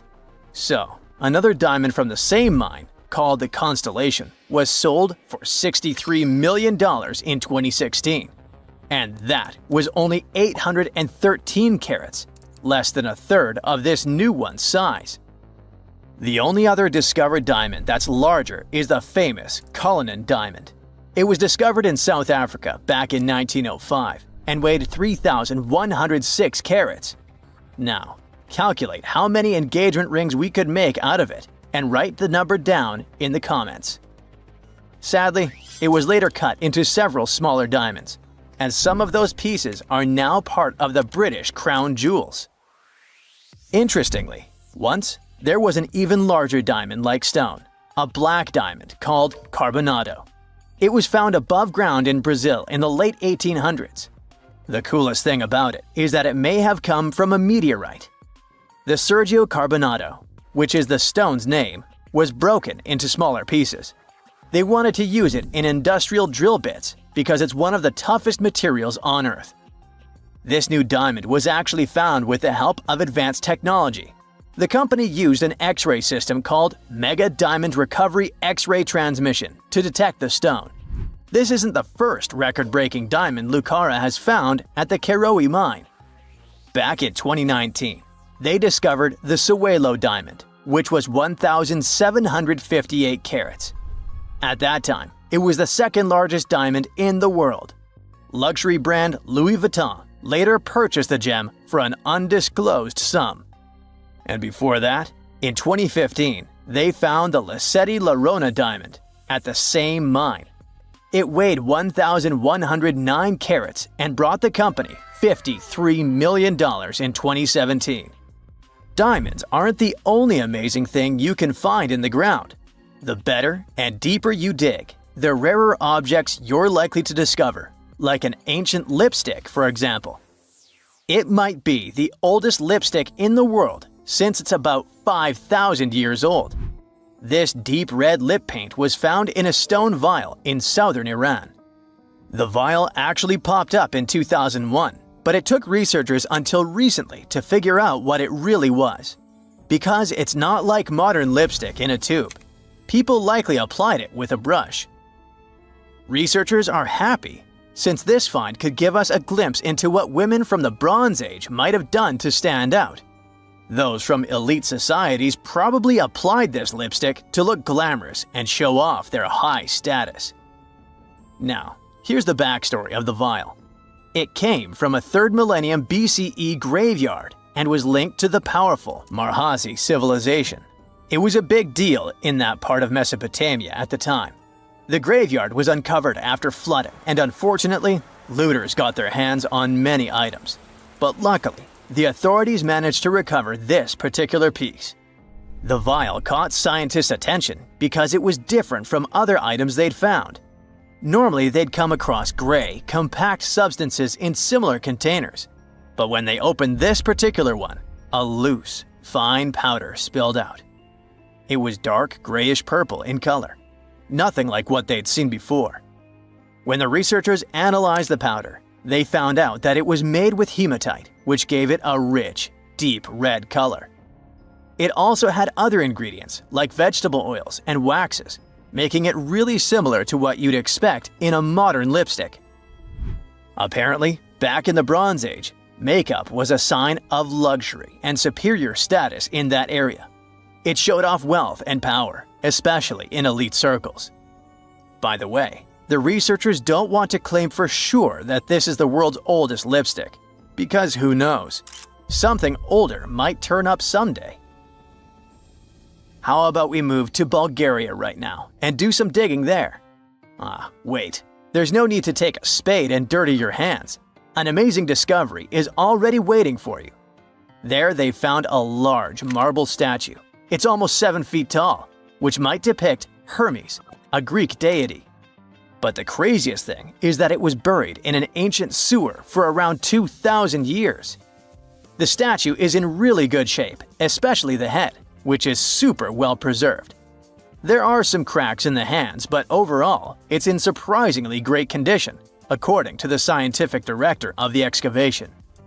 And here's how they found the statue. The team was doing a routine dig in southwestern Bulgaria, near the Greek border. This area used to be part of the ancient city of Heraclea, which dates back to the 4th century BCE. While digging, the researchers stumbled upon the statue's marble foot. From there, they carefully uncovered the rest of it. It was a total surprise for them, since they didn't expect to find anything like this. Right now, the team is working on safely removing the statue from the sewer. It's really heavy, so they're using a crane to lift it out and transport it to the History Museum in Petrich. Once they restore and conserve it, the plan is to put it on display. Experts are very excited about this find. It could teach us more about the local culture in Heraclea, which isn't a very well-known ancient site.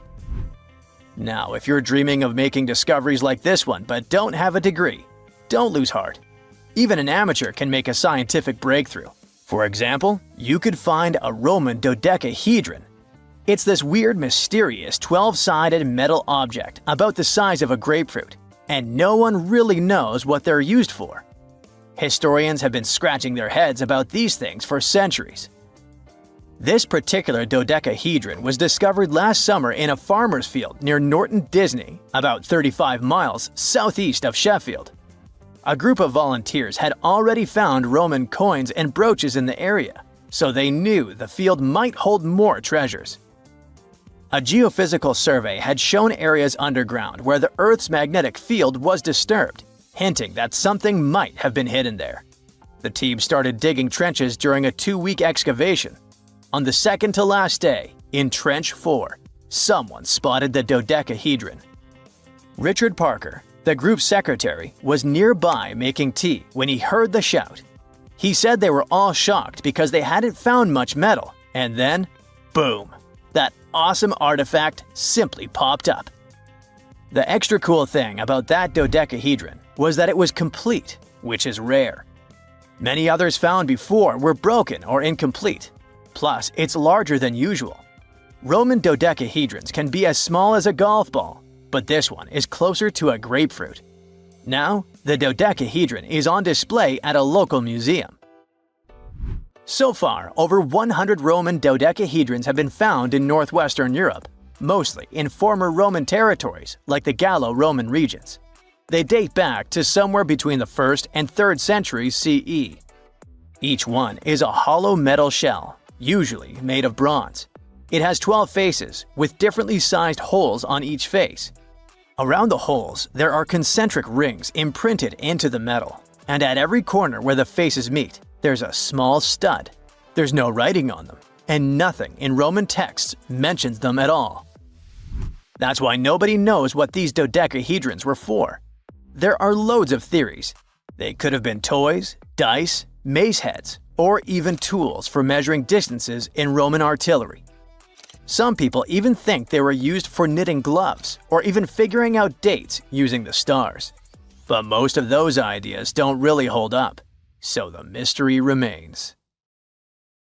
Consider Lake Enigma. What a fitting name. It's already strange enough because it's not even supposed to exist.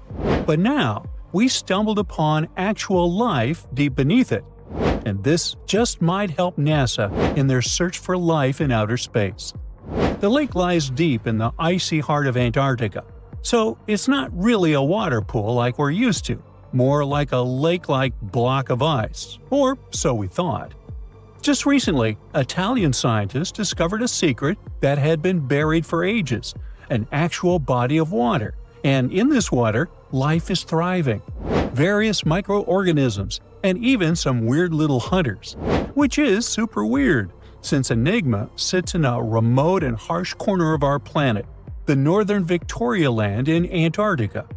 The entire South Pole is cold, but in this place, temperatures can plummet to a horrifying minus 41 degrees Fahrenheit, though on average it's around 7.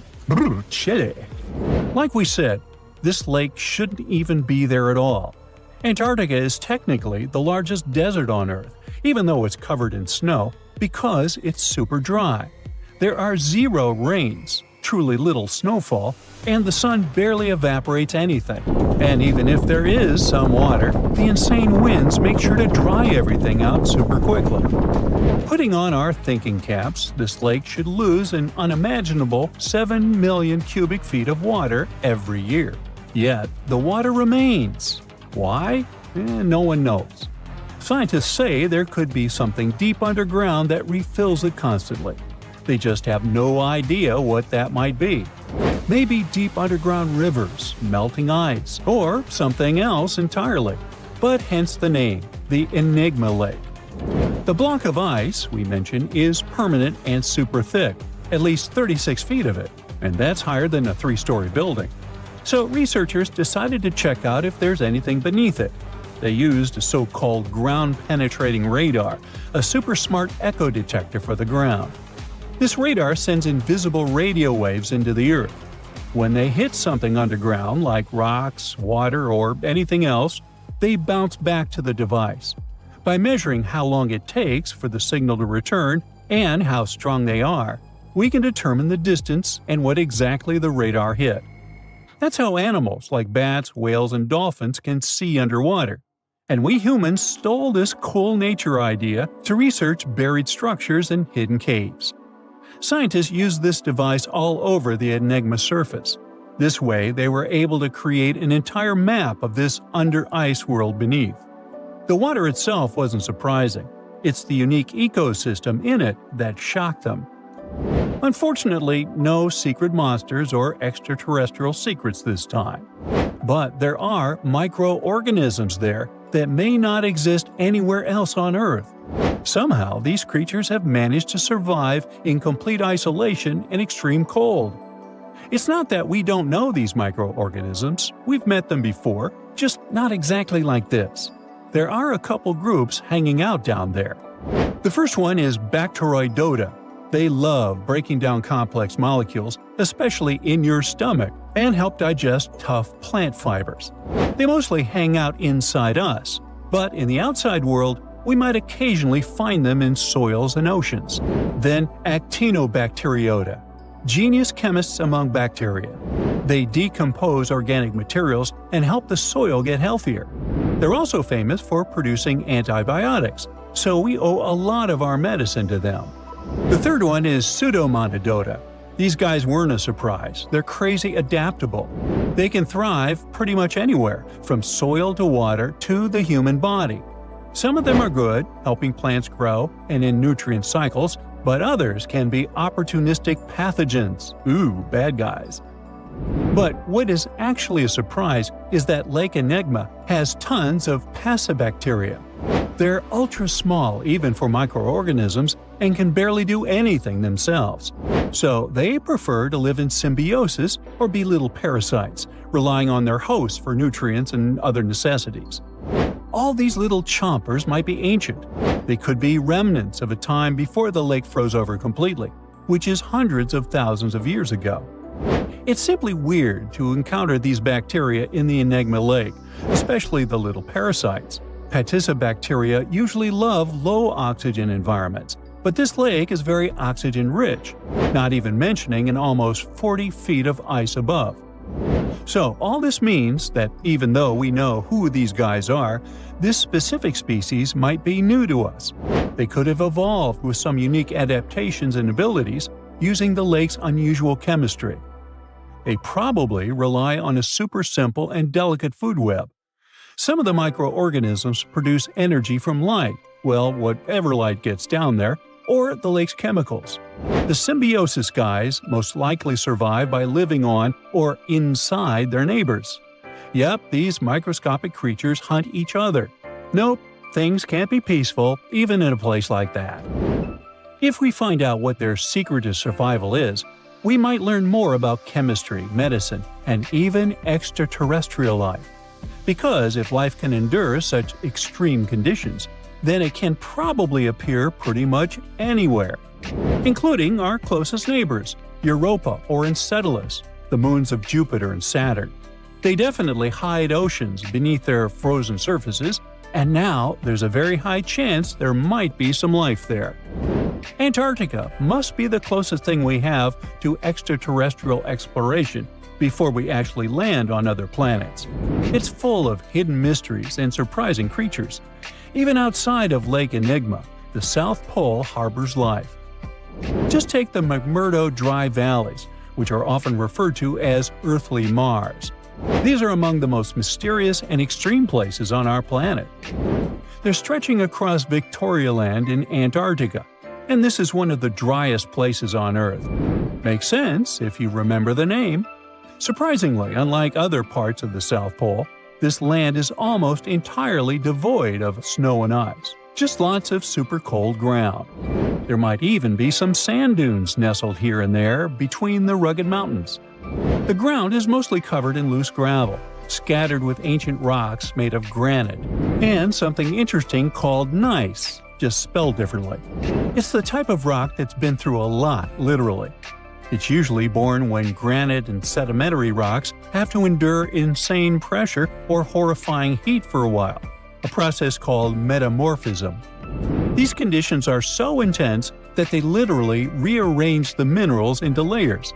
That's why gneiss has such beautiful foliated looks. It's the planet's version of baking a layered cake. It's amazing because this place is almost exactly the way it was millions of years ago. These valleys are frozen in time, and they give us a little glimpse into Earth's distant past.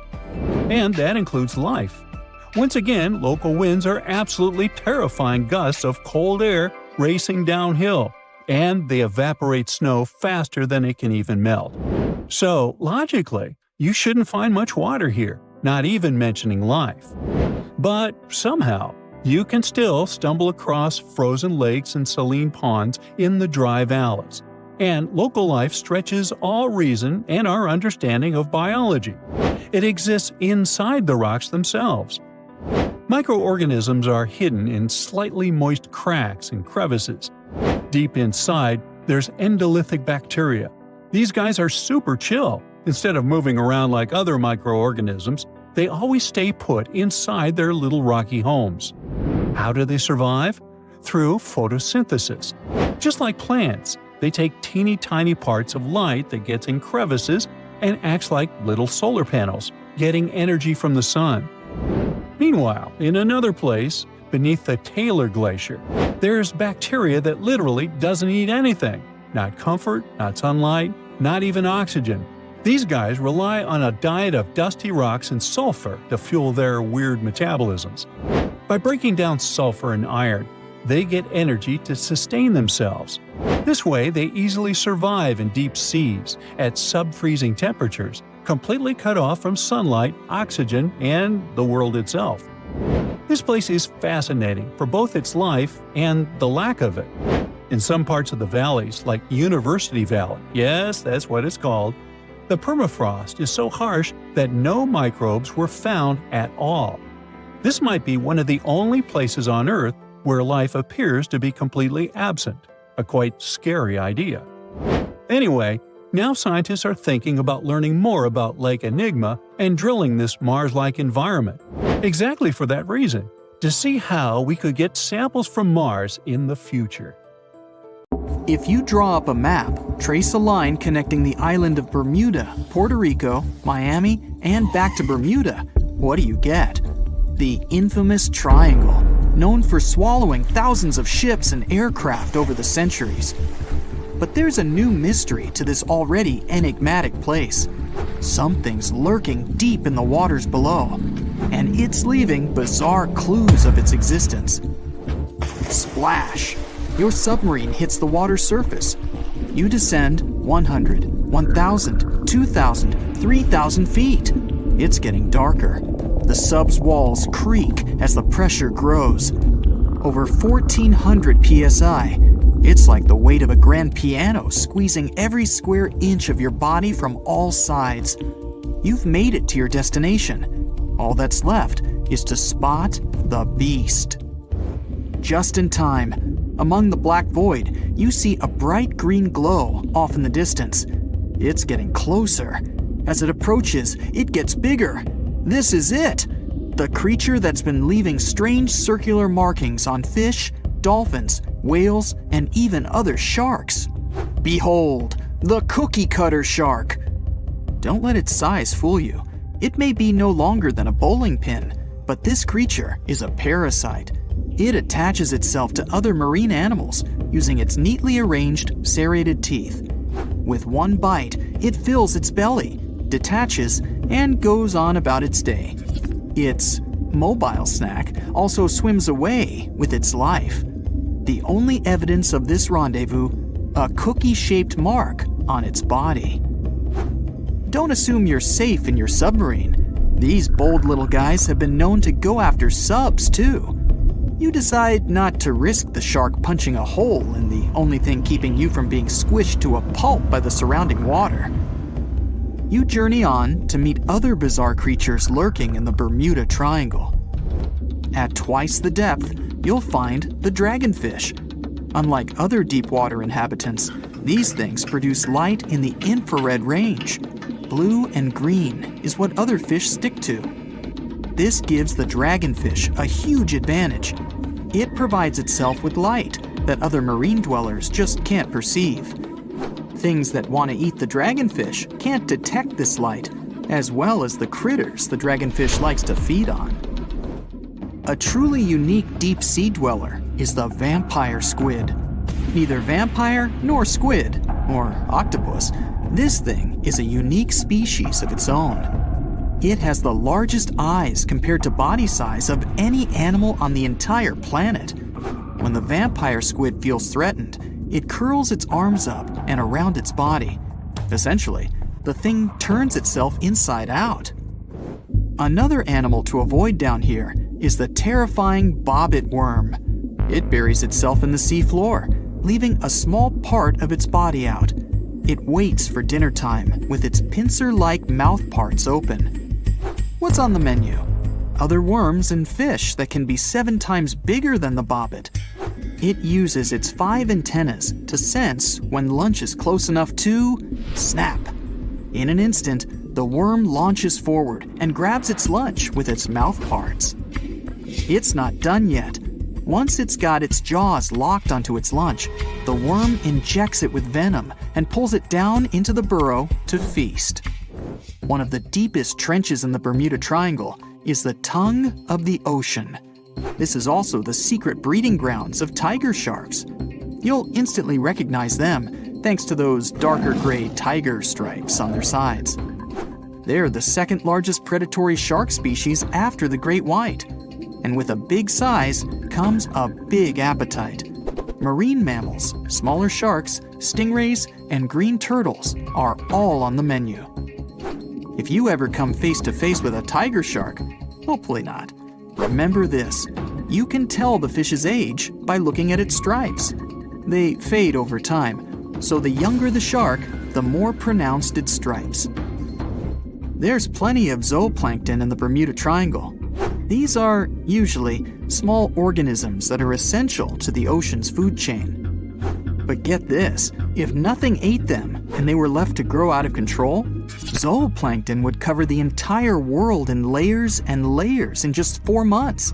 Oh, and the largest type of zooplankton is the jellyfish. Jellyfish were around long before dinosaurs. You probably know your body is 60% water. A jellyfish is 95%. So if it gets washed onto the shore, after a few hours, most of its body just evaporates into the air. There's also a jellyfish that lives forever. The immortal jellyfish can revert itself back to its polyp stage and then grow again. Sounds like something from another planet, but it's no space jelly. Those do exist, by the way. Back in the 1990s, NASA raised jellyfish in space to see what zero gravity does to them. They were just fine living up there in the cosmos. When they came back down to Earth, though, they had trouble adjusting. The European eel hasn't been to space, but it is quite a globetrotter. It travels all the way from Europe to the Sargasso Sea, where the Bermuda Triangle is located. In the larval stage, it just drifts around the ocean for as long as 3 years sometimes. It's also the chameleon of the sea. Over the years, the European eel changes color, going from translucent to yellow to metallic silver. They're nocturnal and secretive, pretty much the ideal companion to have when you raid the fridge at midnight. A giant squid over half the length of a football field once washed up on a Florida beach. Researchers suspected this behemoth came from the Atlantic Ocean near the Bermuda Triangle. Giant squids are the longest invertebrates, meaning they have no backbone. They also have the biggest eyes on Earth, ever. They're as large as a soccer ball. Another creature found near the Bermuda Triangle is Sterer's cave shrimp. They were so good at keeping to themselves that no one knew these creatures even existed until 2011. Some female cave shrimps carry an impressive number of eggs along with them. Scientists discovered one female had around 2,000 eggs attached to her body. The Bermuda petrel is the national bird of, yes, you guessed it, Bermuda. It's the second rarest seabird on the planet. In fact, people thought it was extinct until 1951, when they spotted a few on the island. It has an eerie cry that'll send shivers down your spine. The Nassau grouper can only be found on the coasts of South Florida. This fish lies in wait and ambushes its lunch of other fish, crabs, and lobsters. It's sort of like a vacuum cleaner because it inhales its food through its huge mouth. The fish has a cool defense mechanism too. Like the chameleon, it changes color when it feels it's in danger. Sometimes it takes on a lighter or darker shade of its own color to blend in with the environment. So, you may spot a Nassau grouper, or you may not. If you happen to visit the Bermuda Triangle, you'll probably see a hammerhead shark. They use that iconic hammer-shaped head to pin their lunch, stingrays, onto the ocean floor. The shape of their head also gives them better vision. They can see almost 360 degrees all around, above and below them. Well, save for one blind spot right in front of their nose. The hawksbill sea turtle may not look intimidating, but this guy will eat anything it can get its bird-like beak around. Sea sponges, algae, and even venomous jellyfish.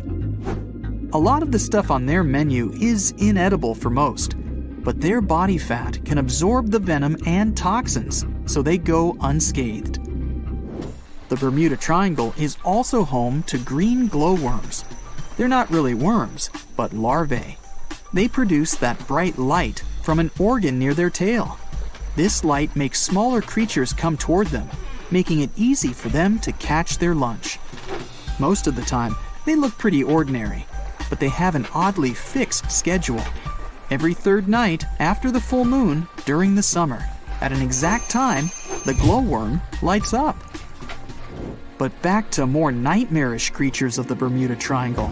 There's the goblin shark, known as a living fossil because it's the only one left of its animal family.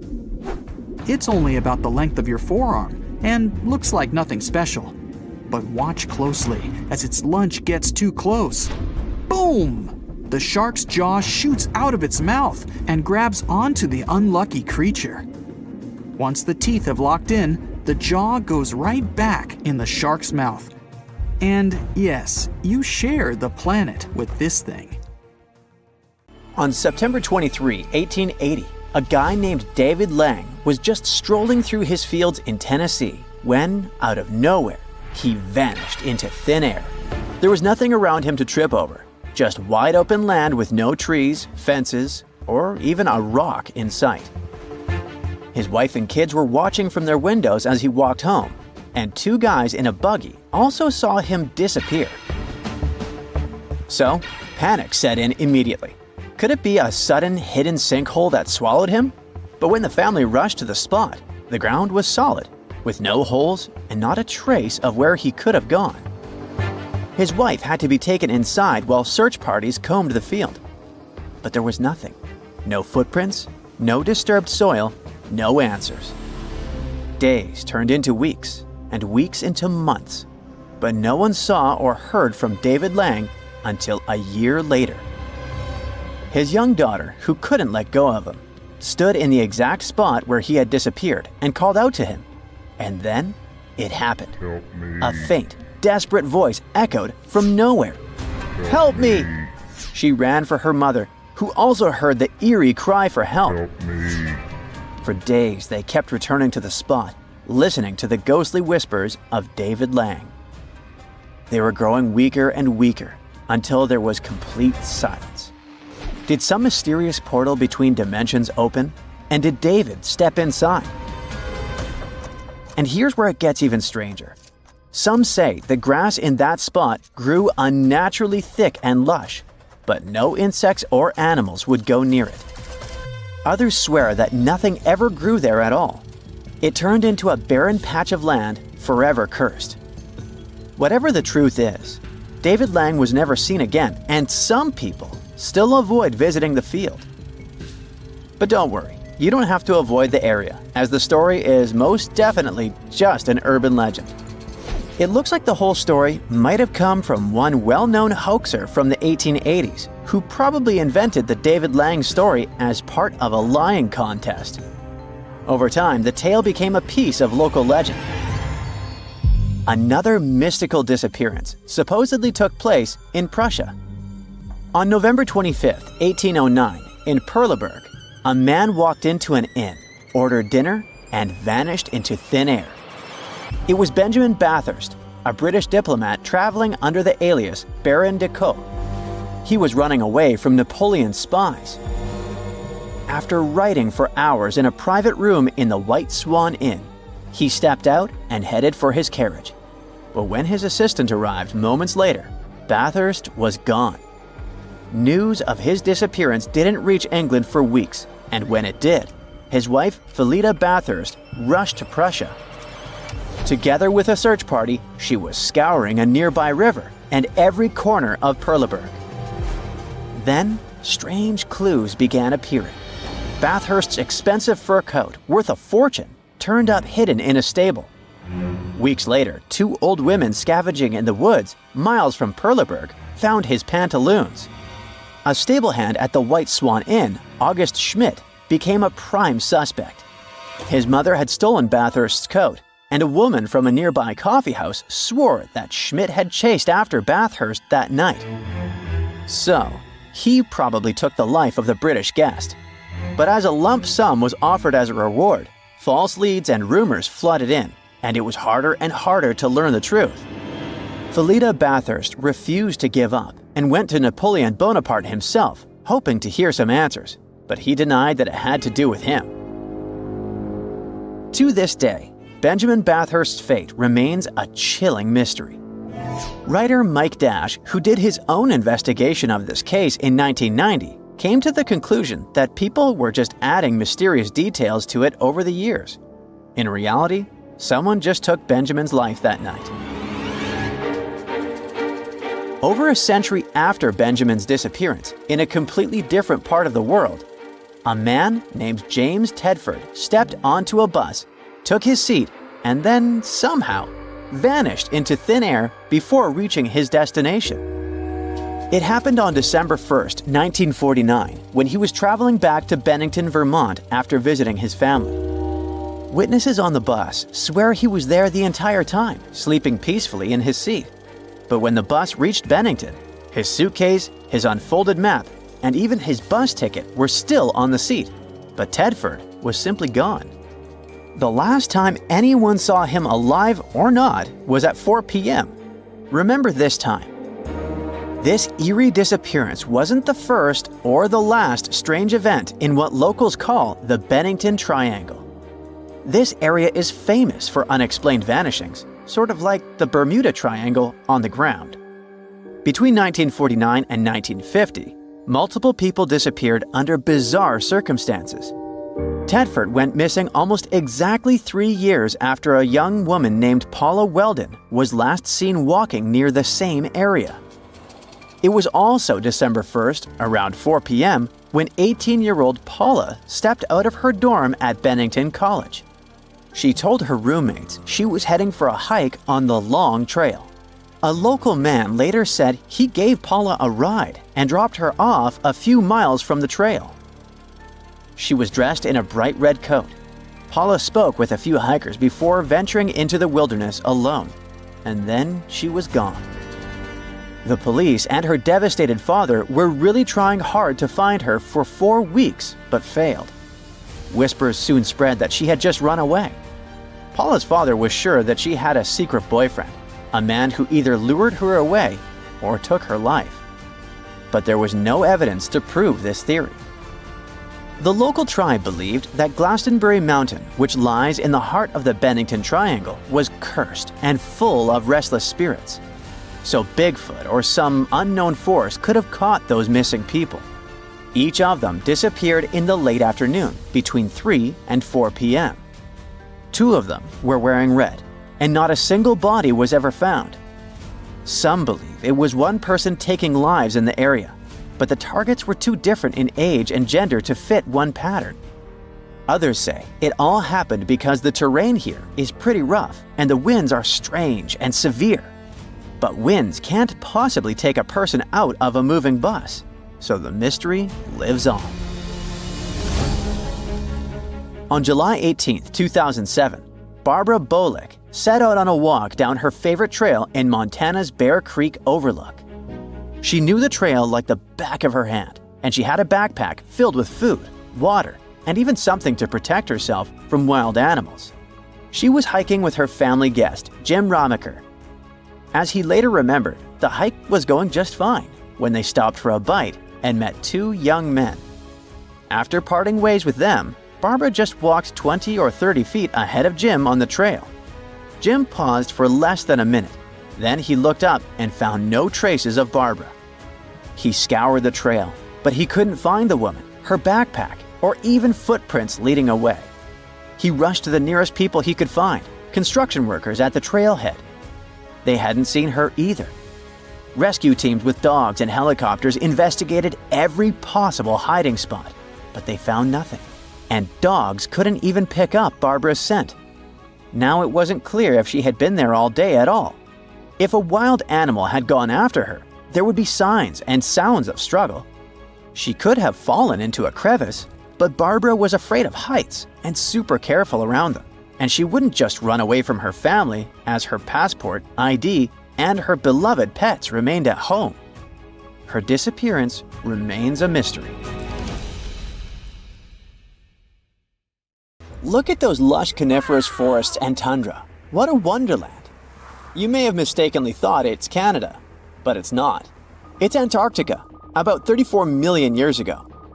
So what makes Antarctica this frigid today? It turns out a mix of dropping carbon dioxide levels and some tectonic shuffle played a huge role in transforming this ice-free paradise into the frozen continent we know now. About 50 million years ago, CO2 concentrations were sky high, strutting around at around 1,000 to 2,000 parts per million. But as those levels tumbled down, global temps started to drop, paving the way for the mighty ice sheets that later took over Antarctica. Continents used to be one.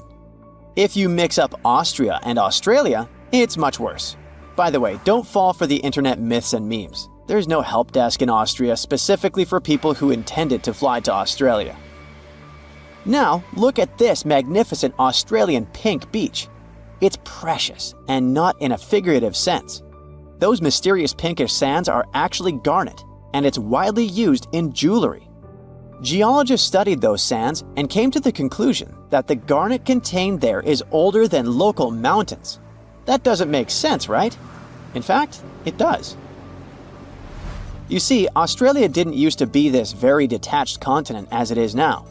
Many millions of years ago, Australia and Antarctica were part of the supercontinent Gondwana, and glacial erosion released the garnet, which eventually made its way to the beach. These sands formed when South Australia was flat and chill, long before the mountains appeared. Most garnet gets washed away, but this batch has a rich history, tracing back to glacial rocks in the Transantarctic Mountains. So this pink sand comes from an ancient mountain range hidden under Antarctic ice.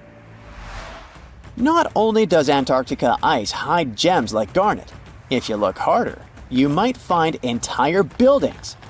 Sounds insane, but this is exactly what a British explorer did. His name is Chris Brown, and he uncovered an entire building beneath the ice. He was traveling to the pole of inaccessibility, and it all started with a bummer. Chris and his son had their plane broken.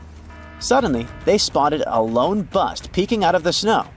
This place was an old meteorological station. Despite freezing conditions, Chris and his son Micah had a blast exploring. Chris is on a mission to conquer all 7 earthbound poles of inaccessibility and has tackled 5 so far. I guess you already know that Antarctica is the largest desert on Earth, much larger than the Sahara or the Gobi. Still, despite being the driest continent on Earth, it boasts a seriously weird waterfall. Nestled in the mesmerizing McMurdo Dry Valleys, it's 5 stories tall and looks like it's gushing blood. It's even called Blood Falls. It may look outlandish and even frightening, but its nature can be easily explained. The water that creates this crimson cascade was once a salty lake, but over time, it became sealed off from the outside world when glaciers formed on top of it. Now, this ancient water hanging out 1,300 feet below the surface has cranked up its salt levels to 3 times saltier than the ocean. This salt water is also loaded with iron and gets 0 oxygen or sunlight. When the iron-rich water trickles through a crack in the glacier and meets the air, it rusts up, turning dark red. You may have mistakenly heard that no bug species belongs to Antarctica, but it's not exactly true, because there's this tiny Antarctic midge living there. Plus, there are some spiders too. Those aren't your average spiders hanging out in the darkest corners of your apartment. Those are critters lurking in the chilly darkness of the Antarctic ocean floor. These little marine creepers are actually arthropods and can stretch around 20 inches across. As if that wasn't bizarre enough, they also breathe through little holes in their legs. Quick question. What's the color that you associate most with Antarctica? I'm sure it's white. That's my association too. However, Antarctica may look like a slice of watermelon. That colorful snow comes courtesy of a tough little algae called Chlamydomonas nivalis. When things start to warm up during the Antarctic summer, these little guys release their vibrant red and green spores, painting the snow in wild and funky colors. But it's best to steer clear because that snow is not just a pretty sight. It's also toxic and definitely not edible. Searching for fossils is always a blast, but when you're in one of the most remote spots on the planet, it gets even more exciting. A diverse team of scientists recently hit the mother lode, pulling in over a ton of fossils from ancient marine life, dinosaurs, and birds from the late Cretaceous period, about 71 million years ago. Their adventure kicked off with a flight to South America, followed by a 5-day trek through the infamous Drake Passage. Upon reaching Antarctica, they set up camp using helicopters and inflatable boats. You might be thinking, why dig in Antarctica with all that ice? Well, it turns out there are places where rocks pop up, depending on the season. The team went to James Ross Island, located in the Antarctic Peninsula, and they went there during February and March. And that's one of the few parts of Antarctica where in summer, rocks are exposed, and those rocks can come from the age of dinosaurs. The expedition was a success, as they discovered over a ton of remarkable finds. Next up, the fossils will head to Chile before making their way to Pittsburgh's Carnegie Museum of Natural History. Among their discoveries, they found relics dating back about 71 million years, alongside some around 67 million years old, including plenty of snails, clams, and various marine creatures. Yikes! Look at this creepy sea worm. It could live in LA and be a star in a horror movie, but it chooses to call the chilly waters of the Southern Ocean near Antarctica its home. These worms can grow up to 8 inches long and 4 inches wide, but don't let their spooky exterior trick you. Research suggests they might actually be superheroes in disguise, playing a vital role in keeping ecosystems buzzing. Now, see that head? It's not really a head, it's just a retractable throat that helps this toothy creature chow down on its meals. Antarctica has many creepy critters to offer. Let me introduce you to the Antarctic strawberry feather star. It's not like Patrick from SpongeBob though. It's more like a deep-sea creature straight out of a horror movie. Picture this: 20 wiggly arms, some stretching up to 8 inches, all decked out with these bizarre little bumps. Yikes indeed. Back in 2014, scientists buried 34 seismic monitors in the snow on the Ross Ice Shelf, which is huge. Think of it as an ice slab the size of Texas, just chilling over the Southern Ocean. These clever little machines picked up a nearly non-stop buzzing. Even though our human ears usually can't catch these low-frequency sounds, scientists have worked their magic and made them audible for us. They even shared the creepy audio online. A glaciologist from the University of Chicago says that if you could hear this vibration, it'd sound like a swarm of cicadas taking over the backyard in late summer.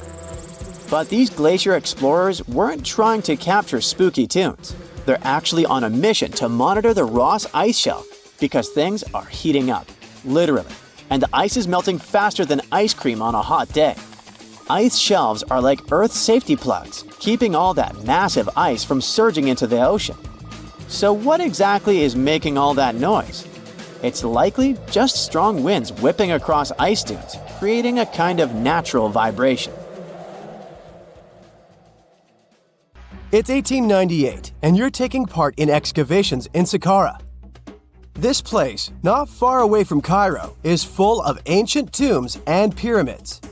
You're in your Indiana Jones mood and hope to find something really phenomenal to become famous. Gold, manuscripts, treasure maps, mummies of famous pharaohs. Wait, a wooden bird? You're really disappointed as it looks like a regular toy. An old one, but still. Little do you know that years later, someone would propose that your bird was actually an ancient monoplane. So the artifact, nicknamed the Saqqara bird, is made of a sycamore tree. The birdie has a wingspan of just 7 inches and weighs around 40 grams. A perfect original souvenir from Egypt, I would say. It's over 2,000 years old and looks pretty plain, without any carvings of feathers or other intricate ornaments. It has a beak and eyes though, which makes our find look like a hawk, the emblem of the deity Horus. Its tail is rather unusual as it's squared, looks weirdly upright, and it seems like the sunken part of it was the place for a now missing piece. Humans love solving a good mystery, so there have been several attempts to explain the use of the birdie. First, quite simply, is that it was a ceremonial object. The second idea is that it was a toy for a child from some well-off family. It could have been some sort of boomerang, which was a popular concept in ancient Egypt. Then there was a theory that the bird had been used as a weather vane. But this one has been debunked as the figure doesn't have any holes or markings, except for the one made at the museum in Cairo to fix the exhibit on a stick. So there was no way to hang it in the past. almost a century after the bird was found, Egyptologist Dr. Khalil Masiha proposed a new theory that it could have been a model of a monoplane. He believed the bird was missing a horizontal tailplane. Otherwise, it had its wings set at a right angle, similar to that of modern planes. It could have worked to generate the aerodynamic lift necessary for flights. Dr. Masiha also claimed that it was common at that time to place miniature models of technological inventions in tombs. So, did the ancient Egyptians really invent the plane in 200 BCE? That would make the Wright brothers, who are considered the inventors of aviation, really upset. They made one of their first flights only in 1903. There's just one way to know for sure, and that is to test the model. But you know, the ancient museum in Cairo would unlikely let one of their cherished exhibits fly around like a toy. That's why glider designer Martin Gregory built a similar model, this time of balsa wood, and concluded that even with the missing tailplane, the plane wasn't much of a flyer. Case solved? Not really. This didn't sound convincing enough to the History Channel, so they invited an aerodynamics expert to build another replica of the bird. He tested it in weather conditions similar to those in Egypt and was impressed with the little plane's abilities. So, if they did invent the prototype of a plane back in the times of pharaohs, it would be a good example of an oopart. That's an out-of-place artifact, an object that's way ahead of its time in terms of technology or history. And the Saqqara bird isn't the only example of such a revolutionary concept. In 1901, a group of divers retrieved the Antikythera mechanism from an underwater shipwreck near the Greek island of Antikythera. It's been dubbed the world's first analog computer, and it's currently dated around 100 BCE.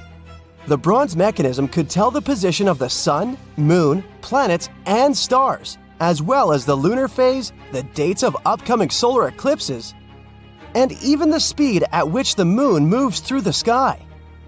No one's sure who used it and how or where it was made.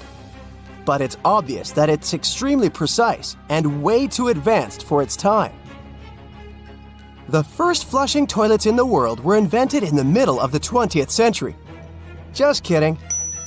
The ancient Minoans on the Mediterranean island of Crete and the Indus Valley civilization both came up with this brilliant invention at the same time, around 4,000 years ago. The plumbing and sanitation were so well done that no one managed to design anything better until 2,000 years later. One ancient Minoan lavatory was discovered at the Palace of Knossos. It looks like it had a wooden seat set over a tunnel that directed water from a rooftop reservoir to an underground sewer. Other varieties got water from jugs. Only the super rich people could afford all this glory. So if you wanted to shop for real estate back then, the flushing toilet would be a telltale sign you were in the rich neighborhood. Automated doors became a cool, seemingly new invention back in 1931. But the technology behind them is actually much older. Think the 1st century CE old. Mathematician and engineer Heron of Alexandria came up with a hydraulic system to open and close temple doors. To bring it into action, you need to light a fire to produce heat. There was a brass pot under the fire, half filled with water. The inventor connected the brass pot to containers that acted as weights. When the fire was burning, the water moved into the containers. They went down and pulled the ropes. It was nothing like a supermarket door that opens in front of you before you even have time to think. Heron's door took hours to open, and there was no way to stop the process. That's why they only opened the doors once a day before people entered the temple, to add some mysticism at the temple during ceremonies. Spooky. Looks like the first ever battery was invented in Baghdad around 2,000 years ago. A German archaeologist found this oval-shaped clay jar in 1938. Scientists are still not sure what purpose it served and who exactly invented it. There is a theory that it was used for electroplating objects with precious metals. When they filled it with a weak acid like vinegar, the battery produced around 1 volt of electricity. Another theory says it was a vessel for sacred scrolls. Would you like to buy contact lenses designed by Leonardo da Vinci himself? In 1508, he invented a glass lens with a funnel on one side. You were supposed to wear it with water inside to improve your vision. Sounds a bit uncomfortable, doesn't it? So, around a century later, French scientist René Descartes decided to improve the idea and make the cornea contact the future lenses. Contacts because they contact your eyes, get it? The glass tube with liquid did help improve vision, but blinking was sadly impossible.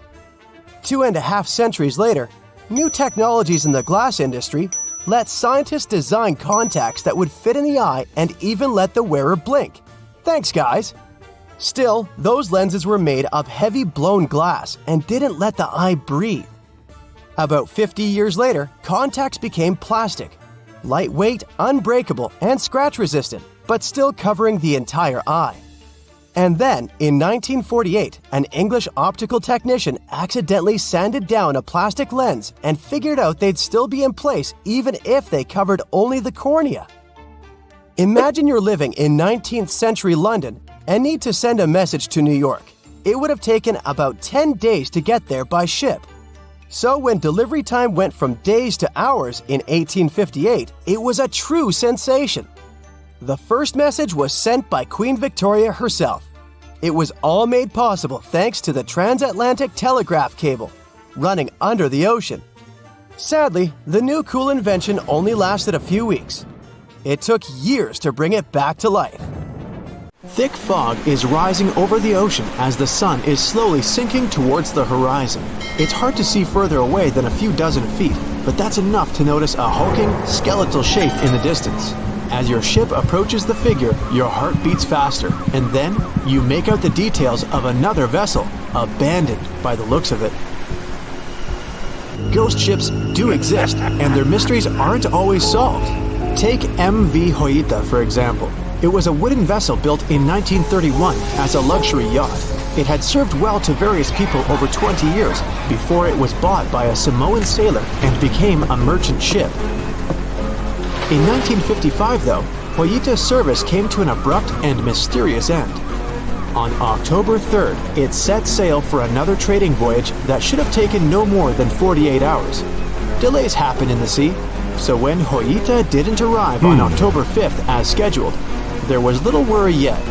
But then it failed to come on the following day too. There was no distress signal or any other sign of Hoyita's presence anywhere between its departure and arrival points. A search and rescue party was dispatched to find the ship, and for 6 days, they were scouting the area of nearly 100,000 square miles. On October 12th, the mission returned to the base empty-handed. Hoyita vanished without a trace. It was only a month later that another merchant ship, Tuvalu, noticed the missing vessel far away from its route, drifting in the open sea and listing heavily. The sailors boarded the ship and found that all of its crew and passengers, 25 people total, were missing, along with all the cargo the vessel had been carrying. The radio was tuned to the International Distress Channel, meaning that the crew had been trying to ask for help, but they couldn't reach anyone because the radio cable had been damaged, limiting the range to 2 miles. The lifeboats were missing as well, indicating that people on board must have left the ship. Unfortunately, they seem to have taken the logbook with them, leaving the rescue team clueless as to what had happened. Even today, the mystery of MV Hoyita hasn't been solved yet. No one knows where the crew and passengers had gone and what had caused them to leave. SV Carol A. Deering wasn't a ghost ship in the usual sense of the word. There are no sightings of it in the open sea. Instead, it was found on the shore, but the circumstances of it running aground are a puzzle shrouded in mystery. Carol A. Deering was built in 1919 in Maine, and it was a large vessel made for commercial voyages. Unfortunately, despite its large cost of construction, it had only served for a year before its last trip. July 19, 1920. The ship was traveling from Puerto Rico to Rio de Janeiro via Newport News to deliver a cargo of coal. It was almost halfway to the final destination when the captain fell seriously ill, and the crew turned back to drop him and his son off and replace the captain. The voyage went without incident, but when it came to Barbados in December to resupply, there were strange moods among the crew. The first mate didn't seem to be happy with the new captain. No one paid much attention to it back then, when they probably should have. The last sighting of Carol A. Deering at sea was on January 28, 1921, when a lightship noticed it off the coast of North Carolina. There was some commotion on the quarterdeck of the ship, where the crew were normally not allowed. Then, another vessel sighted it, but there was already no one on the decks. On January 31st, the merchant ship was found hard aground in the Diamond Shoals, a site notorious for numerous shipwrecks that had been occupying there for centuries. When the search and rescue party boarded the ship, they found it abandoned, the log and personal belongings of the crew gone, along with the 2 lifeboats. There is still no answer to what happened on board of Carol A. Deering that January, although the most popular version was mutiny. Maybe we'll never find out the truth though. SS Bechimo is perhaps one of the most notable ghost ships in history. This large cargo steamer was built in 1914 in Sweden and plodded its way dutifully over 16 years, trading provisions for pelts with native tribes of Alaska and Canada. But then, on October 1st, 1931, Bechimo got caught in pack ice. At first, it seemed the crew would be able to wait it out and continue on their route because the ship broke free in a couple of days. But in less than a week, it became caught again, this time for good. In another week, a rescue party was sent to fetch 22 of the Bechimo's crew, while another 15 remained behind to wait through the winter if necessary and get the ship back. But a month later, after a powerful blizzard struck their camp, the sailors went out of their shelters only to find the ship gone. Luckily, a few days later, a native hunter told them Bechimo hadn't been lost yet. He'd seen it about 45 miles from where they had been stationed. They managed to track it down, but decided the ship wouldn't survive the winter, so they took the most valuable cargo from its hold and abandoned it. They were wrong though. SS Bechimo did survive that winter, and many more that followed. When the ice broke, it sailed away on its own, drifting listlessly along the shores of Canada and Alaska. There were numerous sightings of the ghost ship, sometimes adrift in the open sea, and at other times stuck in the pack ice again. People attempted to board and salvage it, but weather conditions or lack of equipment always prevented them. SS Bechimo was last sighted by native Alaskans in 1969, 38 years after its abandonment. What became of it later remains unknown. The story of SS Orang Medan is one of the most puzzling and harrowing ghost ship stories of the 20th century. No one even knows for sure if the ship even existed in the first place. It wasn't recorded in Lloyd's Shipping, the International Register of Ships, which makes it either a tall tale or a vessel that avoided being officially recognized for some shady reasons. In any case, the accounts as to what happened to the Medan vary. According to most reports, it was carrying some unknown cargo in the Indonesian waters when a distress call was received by another ship in the vicinity. The officer on duty heard an SOS message, but its contents are different depending on the accounts. The message did not repeat, and the crew of Medan didn't answer to any attempts to contact it back. The ship that received the distress call hurried to the rescue, but they only reached the vessel the following day, when it was already drifting and slightly listing. When the rescuers boarded the ship, they found that none of the crew had survived. However, one lifeboat was missing, which implied that there was at least one crew member who managed to escape. What happened to the rest of the people on board remains a mystery to this day. Still, there are no hard facts about this story, so we might never find out whether SS Orang Medan was actually a ship and not a thing of fiction. SV Zabrina was a 3-mast sailing barge built in 1873 for river trade ships in South America. She served for well over 4 decades, proving to be a sturdy and reliable ship. It was later transferred to Europe, where it continued serving its purpose well. But then, in October 1917, Sabrina set sail on a regular voyage only to be found ashore several days later. Mysteriously, although the ship was perfectly intact, the entire crew of 5 and the captain were gone. There is no direct evidence or hard facts as to what really happened that day. The most convincing theory is that the crew were washed away from the deck because of an underwater explosion. And then the ship sailed ahead without them. But the truth, as always, remains unknown. The theory of parallel worlds has been discussed in the scientific community for a very long time. Unfortunately, we're not developed enough yet to prove or disprove it. But it's still an interesting theory, and that's why we have a lot of unusual urban legends about the guests from a parallel reality, according to many. Let's check out a few of them. A man from a non-existent country. This story took place in 1851 in a small German village, Frankfurt an der Oder. A lost man came out to the local villagers asking for help. The man introduced himself as Jopar Voren. He spoke very poor German and had a very strong accent. The man himself claimed that he speaks Laxar and Abram, languages that don't actually exist on our Earth. He claimed to be from Laxaria, a country on the mainland called Sacria, separated from Europe by a huge ocean. However, none of these places existed on the Earth's map. People sent Jopar to the local authorities. He talked to a psychiatrist, but the doctor concluded that the man was totally sane. An investigation by the local police also revealed nothing suspicious about him. Jopar Voren claimed that the purpose of his visit to Europe was to find his long-lost brother. He survived a shipwreck and found himself near the village. They showed him a map of the world and a globe and asked him to indicate the place where he crashed, but he didn't recognize anything familiar. He seemed to have extensive knowledge about his homeworld. Jopar named 5 main continents on it: Sacria, Aflar, Astar, Auslar, and Uplar. His story was considered plausible. Scientists from Frankfurt decided to send the man to Berlin for further research. However, during the trip, he had something like a seizure.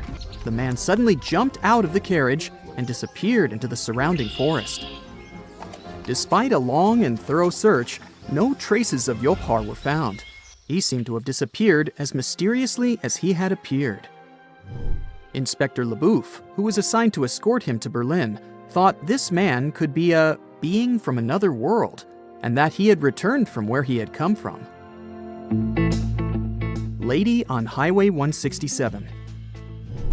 This incident happened on October 20th, 1969. It was first reported in 1988 in the magazine Strange. The article tells about 2 men, L.C. and his business partner, Charlie. The names are fictitious. One afternoon, L.C. and Charlie were driving along Highway 167 in southwest Louisiana. Discussing work, they drove toward the oil center of Lafayette. The highway was empty at first, but then the men noticed a very old and very slow car ahead.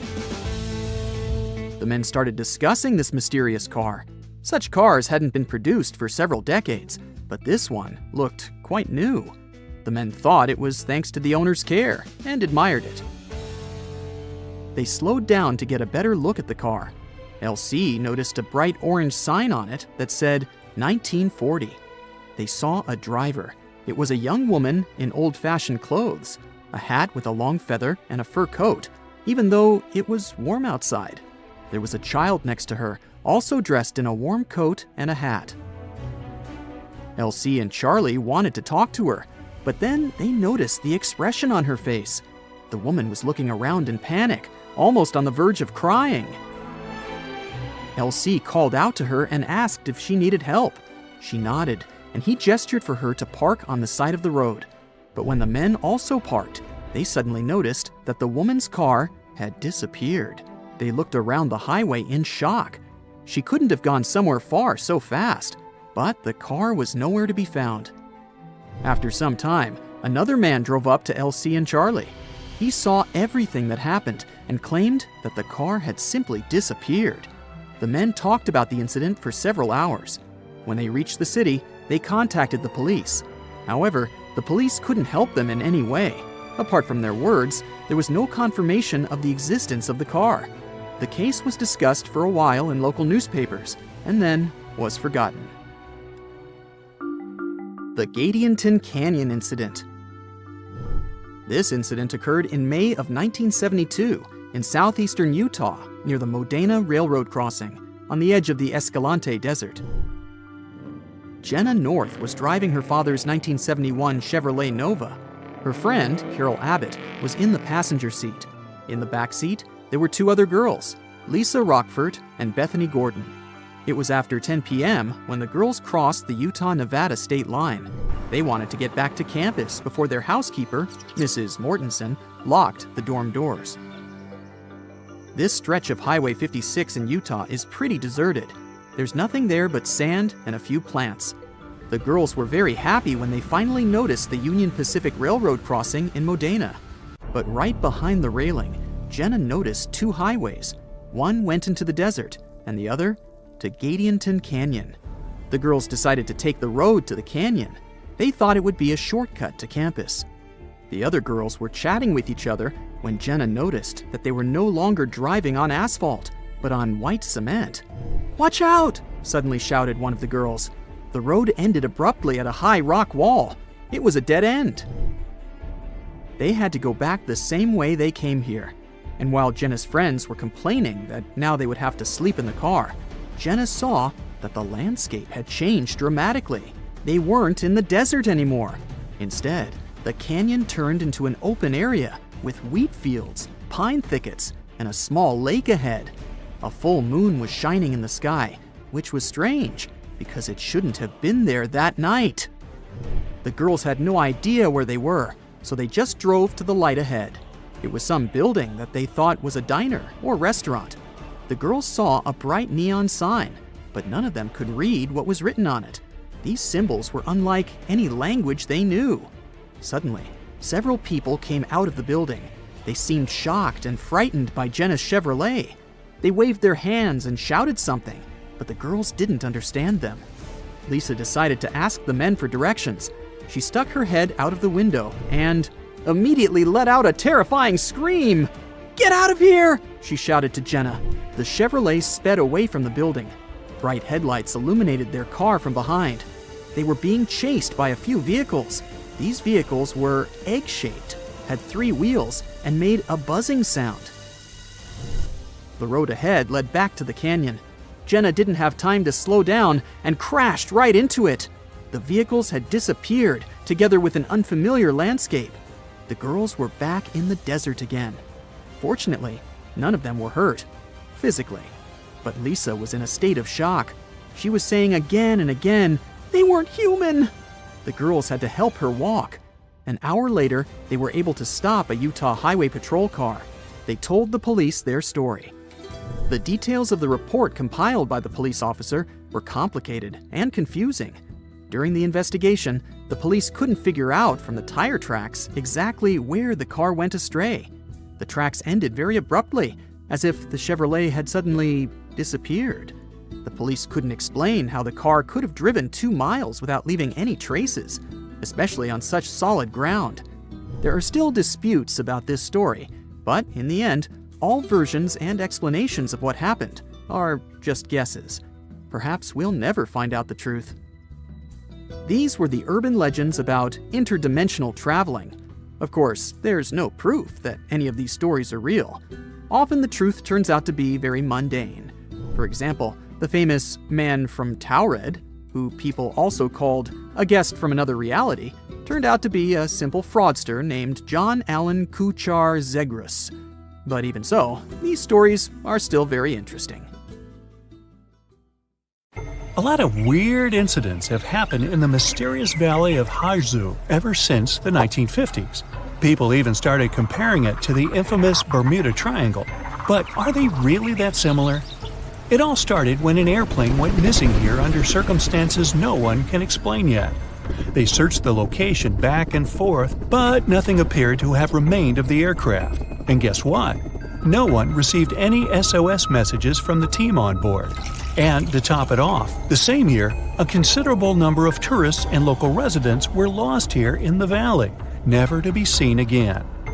Speaking of the Bermuda Triangle, one can link its origin story to a series of mysterious disappearances of ships and aircraft, like the one that happened in 1945, when 5 planes and 14 people on board went missing in this location while doing routine training exercises. Even a thorough investigation didn't help to establish the cause of the incident. But that wasn't the end. Between 1945 and the mid-1980s, another 25 small planes went missing while going through the Bermuda Triangle, never to be seen again. And the search parties haven't recovered a single piece of these aircraft. The Bermuda Triangle isn't the only stretch of water that has claimed ships for good. In the Pacific Ocean, near Japan, there's a tricky portion of water that has earned the nickname the Devil's Sea. The best known out of all of these disappearances is that of a fishery patrol vessel that went missing in 1953. On board were 31 crew members and scientists who were looking to investigate a recently formed volcanic island. What happened to the ship and all the people on board? We'll never know, I guess, since they never found the ship or the crew members, and there was literally no trace of them left behind. Back in 1911, a standard train was scheduled to depart from a railway station in Rome, hoping to reach the city of Milan. Needless to say, none of the 106 passengers ever made it to the destination, and no one has ever seen them again. What happened to these people and to their train? Were they really lost forever? Some people seem to believe this isn't the case. As it was completing its journey, the train was supposed to pass through a long tunnel. It did enter it, but never came out the other end of the tunnel. Nothing was left of the train, and it seemed like it literally just vanished into thin air. Only 2 of the passengers were found, but they were quite unwell at the time, and their stories did not seem to make much sense. They spoke of a dense fog that they simply jumped out of because they got so scared. 15 years later, a story spread about a group of 104 Italian people that popped up in Mexico City, claiming they had arrived by train from Rome. If that's not weird enough, the story appears to have been reported back in 1845, 66 years before the train even departed in the first place. Of course, nobody at the time actually took these people seriously, but you can't help but wonder, did they actually time travel via the Roman tunnel, or is it just another urban myth? What do you think? The Lost Colony is the story of a strange phenomenon that happened back in the late 1500s. A group of people from England had moved into a colony on Roanoke Island off the coast of present-day North Carolina, but they soon realized they didn't have enough supplies. To fix this, the colony's governor decided to head back to England to get some. He didn't manage to come back for another 3 years. When he finally did, he was astonished at what was left behind. Nothing. The entire population of the colony was gone. The only reminder of what had been there was a single word carved into a tree. To this day, nobody knows what might have happened to these people or what the carved word means. A lighthouse without an operator? You might think that can't possibly be true, but hear me out. Located in the northwestern part of Scotland are the Flannan Isles. There's nothing fancy about them since they're nothing more than a bunch of rocks and grass. But there is a famous lighthouse here hiding a dark secret. In 1900, all 3 of the lighthouse's keepers mysteriously disappeared, never to be seen again. Ever since, the islands have been completely abandoned. The lighthouse became one of those with an automated system in the 1970s. No list of places where things go missing could be complete without this mysterious forest located in Transylvania, a region in Romania. And no, it has nothing to do with the famous Count Dracula, if that's what you're thinking. It's called the Hoya Forest, and it's a place that has seen quite its share of unusual phenomena. Not only do people go missing here, but others have experienced all sorts of weird noises, from female voices to whispers. Some people claim to have time traveled between the spooky trees of the Hoya Forest. They say they had literally skipped a few hours before they went back. The Yellowhead Highway is a stretch of road located in British Columbia, Canada. One section of the road has received a lot of attention throughout the years, starting with the 1960s because of some mysterious disappearances. These events have earned it the nickname Highway of Tears. There is no reasonable explanation as to why people keep going missing here. What is more striking is that most of these people were young women. This triangular area that stretches above the desert and the Sierra Nevada mountains in the state of Nevada received quite a bit of attention because of a disappearance that happened back in 2007. A record-setting sailor, aviator, and adventurer named Steve Fawcett flew here in a small plane and then disappeared. They searched for Fawcett intensively for months, but didn't find any traces of him or the aircraft. 1 year later, the mystery of Fawcett's fate was finally solved when a hiker came across his ID cards, and later a search party found the plane's wreckage. It's one of the most visited natural resorts in the world, but Yosemite National Park carries some dark secrets of its own. Despite its beauty and abundance of wildlife, a total of 45 people went missing right here in this location. No one knows what happened to them. Hey, maybe we should ask the local bears. They might know something. There are even stories of people that disappeared from one region of the park only to pop up in a completely different location. This hasn't stopped over 3 million people that visit the park each year from wandering around this location, though. Whenever a ship happens to sink, you'd expect to at least find pieces of it on the bottom of the sea, right? Well, not if you're traveling through Lake Superior. It's located along the border of the United States and Canada, and became famous because of the great number of ships that went missing here. It may have something to do with the stormy winds, of course, but that doesn't explain why some ships simply vanish altogether, without a single piece of them ever to be found, not even at the bottom of the lake. It does gather a lot of tourists each year, though. They come here to scuba dive and see the remains of some of the ships that still lie here.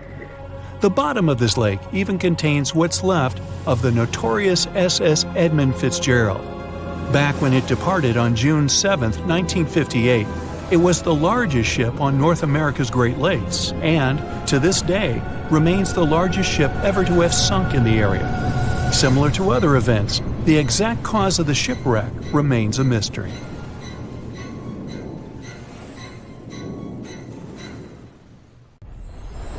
Miles and miles of yellow sand, treeless mountain ridges, and scorching hot sun over your head.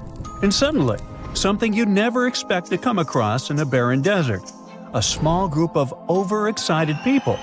They're as happy as you would be if you'd won a lottery. They've just found an ancient tomb, once flooded with its walls in bad shape. But the stuff they discovered inside proves that this is the burial site of one of Egypt's most mysterious pharaohs. Historians have been hunting for his tomb for years, but no one expected it to hide ancient treasures. Fast forward.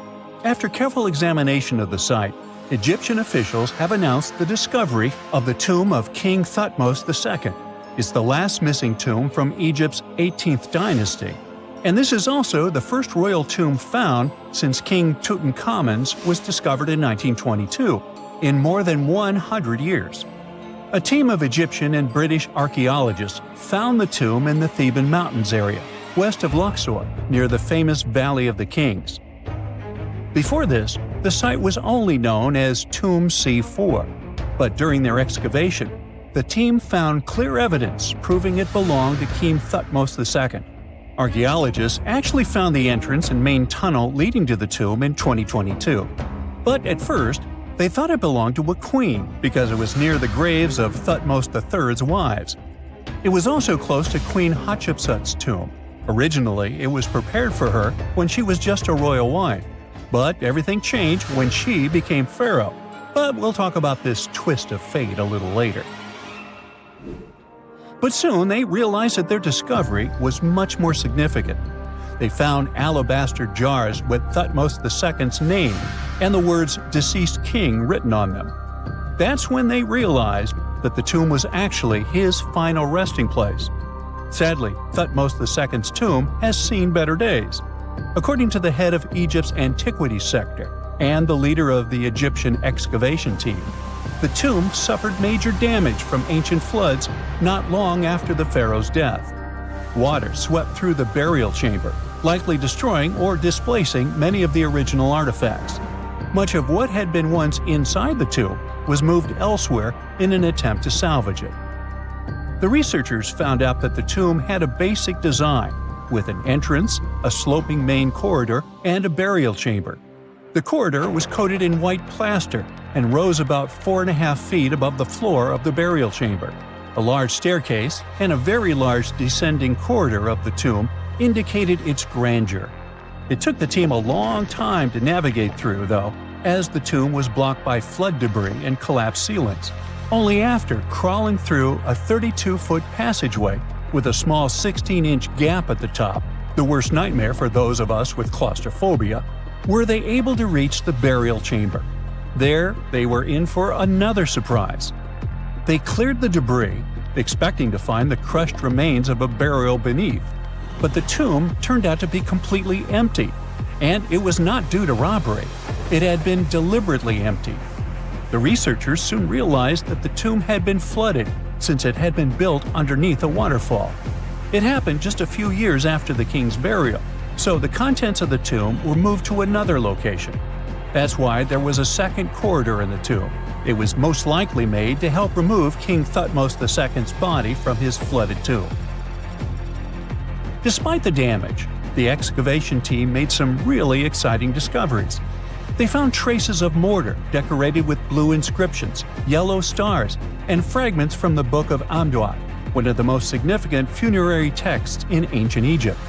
The book was meant to guide the deceased through the underworld, ensuring a safe journey to the afterlife. Now, how about we sneak a peek at ancient Egypt's 18th dynasty? It was all about conquering lands, expanding the empire, and building jaw-dropping monuments. Some of the biggest names from that era, Thutmos I and Thutmos III, both legendary warrior kings who left their mark in history. Thutmos I was a fierce fighter who led major military campaigns, pushing Egypt's border further south than ever before, all the way to the fourth cataract of the Nile. His victories gave Egypt access to new trade routes, stronger political ties, and more wealth. His conquests were so significant that they were recorded in the tombs of his top officials. Thutmos III, sometimes called Thutmos the Great, took things even further. He was not only an incredible military strategist, but also the commander of Pharaoh Hatshepsut's armies before becoming king himself. He led between 17 and 20 military campaigns, winning every single one and expanding Egypt's empire to its peak. He even created the world's first navy. Thutmos III is often remembered as Egypt's greatest warrior pharaoh. And sandwiched between these two powerhouses was Thutmos II, a pharaoh who doesn't get nearly as much attention. Hey, the middle child, right? His reign lasted only about 5 years before he passed away at around age 30 in 1479 BCE. He is kind of a mystery. No one really knows what he accomplished. For the longest time, even the location of his burial site was totally unknown. His body was actually found in the 19th century. It was just lying around in the mortuary temple of Deir el-Bahari, in a secret chamber where priests used to hide royal mummies centuries after their original tombs were looted by grave robbers. In other words, Thutmos II's body must have been moved from his original resting place at some point in history to protect it.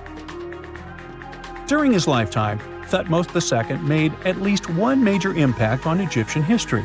He married his half-sister Hatshepsut. That might not sound like a big deal, but it helped her become Egypt's greatest female pharaoh after he passed. The catch? She kept her stepson, Thutmos III, off the throne for decades. When he finally took power, he erased her name from history out of spite. And still, Hatshepsut is one of Egypt's greatest pharaohs, no matter if you're talking about a man or a woman. She brought a lot of wealth and art to Egypt.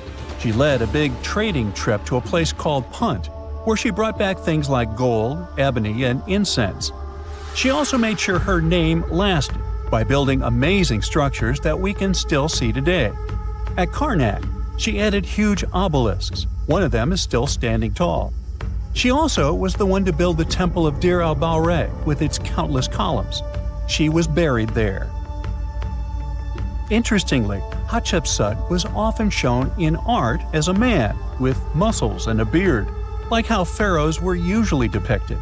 But she made sure there was always something in the artwork that reminded people she was a woman, like calling herself Daughter of Re or His Majesty herself. When she passed away in 1458 BCE, Egypt wouldn't have a female ruler as powerful as her until Cleopatra, about 1400 years later. According to Egypt's Supreme Council of Antiquities Secretary General, isn't that a mouthful? Hatshepsut's name actually appears in Thutmos II's tomb, meaning she might have even handled his burial. As for their final resting places, well, Hatshepsut was buried in the Valley of the Kings, and Thutmos II's mummy is now in the National Museum of Egyptian Civilization, alongside other ancient Egyptian rulers. It gives visitors a rare chance to see the remains of a nearly forgotten pharaoh. Now, experts consider the discovery of his tomb to be one of the most significant in recent years. The artifacts found there add important details to our understanding of the history of the region and Thutmos II's rule. And even though the tomb's design is fairly simple and follows the same architectural style preferred by later Egyptian rulers, its historical importance is undeniable. In any case, the mission isn't over yet. Archaeologists are now focusing on solving another mystery. Where did the rest of the tomb's contents end up? The team is determined to continue their search. Who knows what other secrets they will uncover that have remained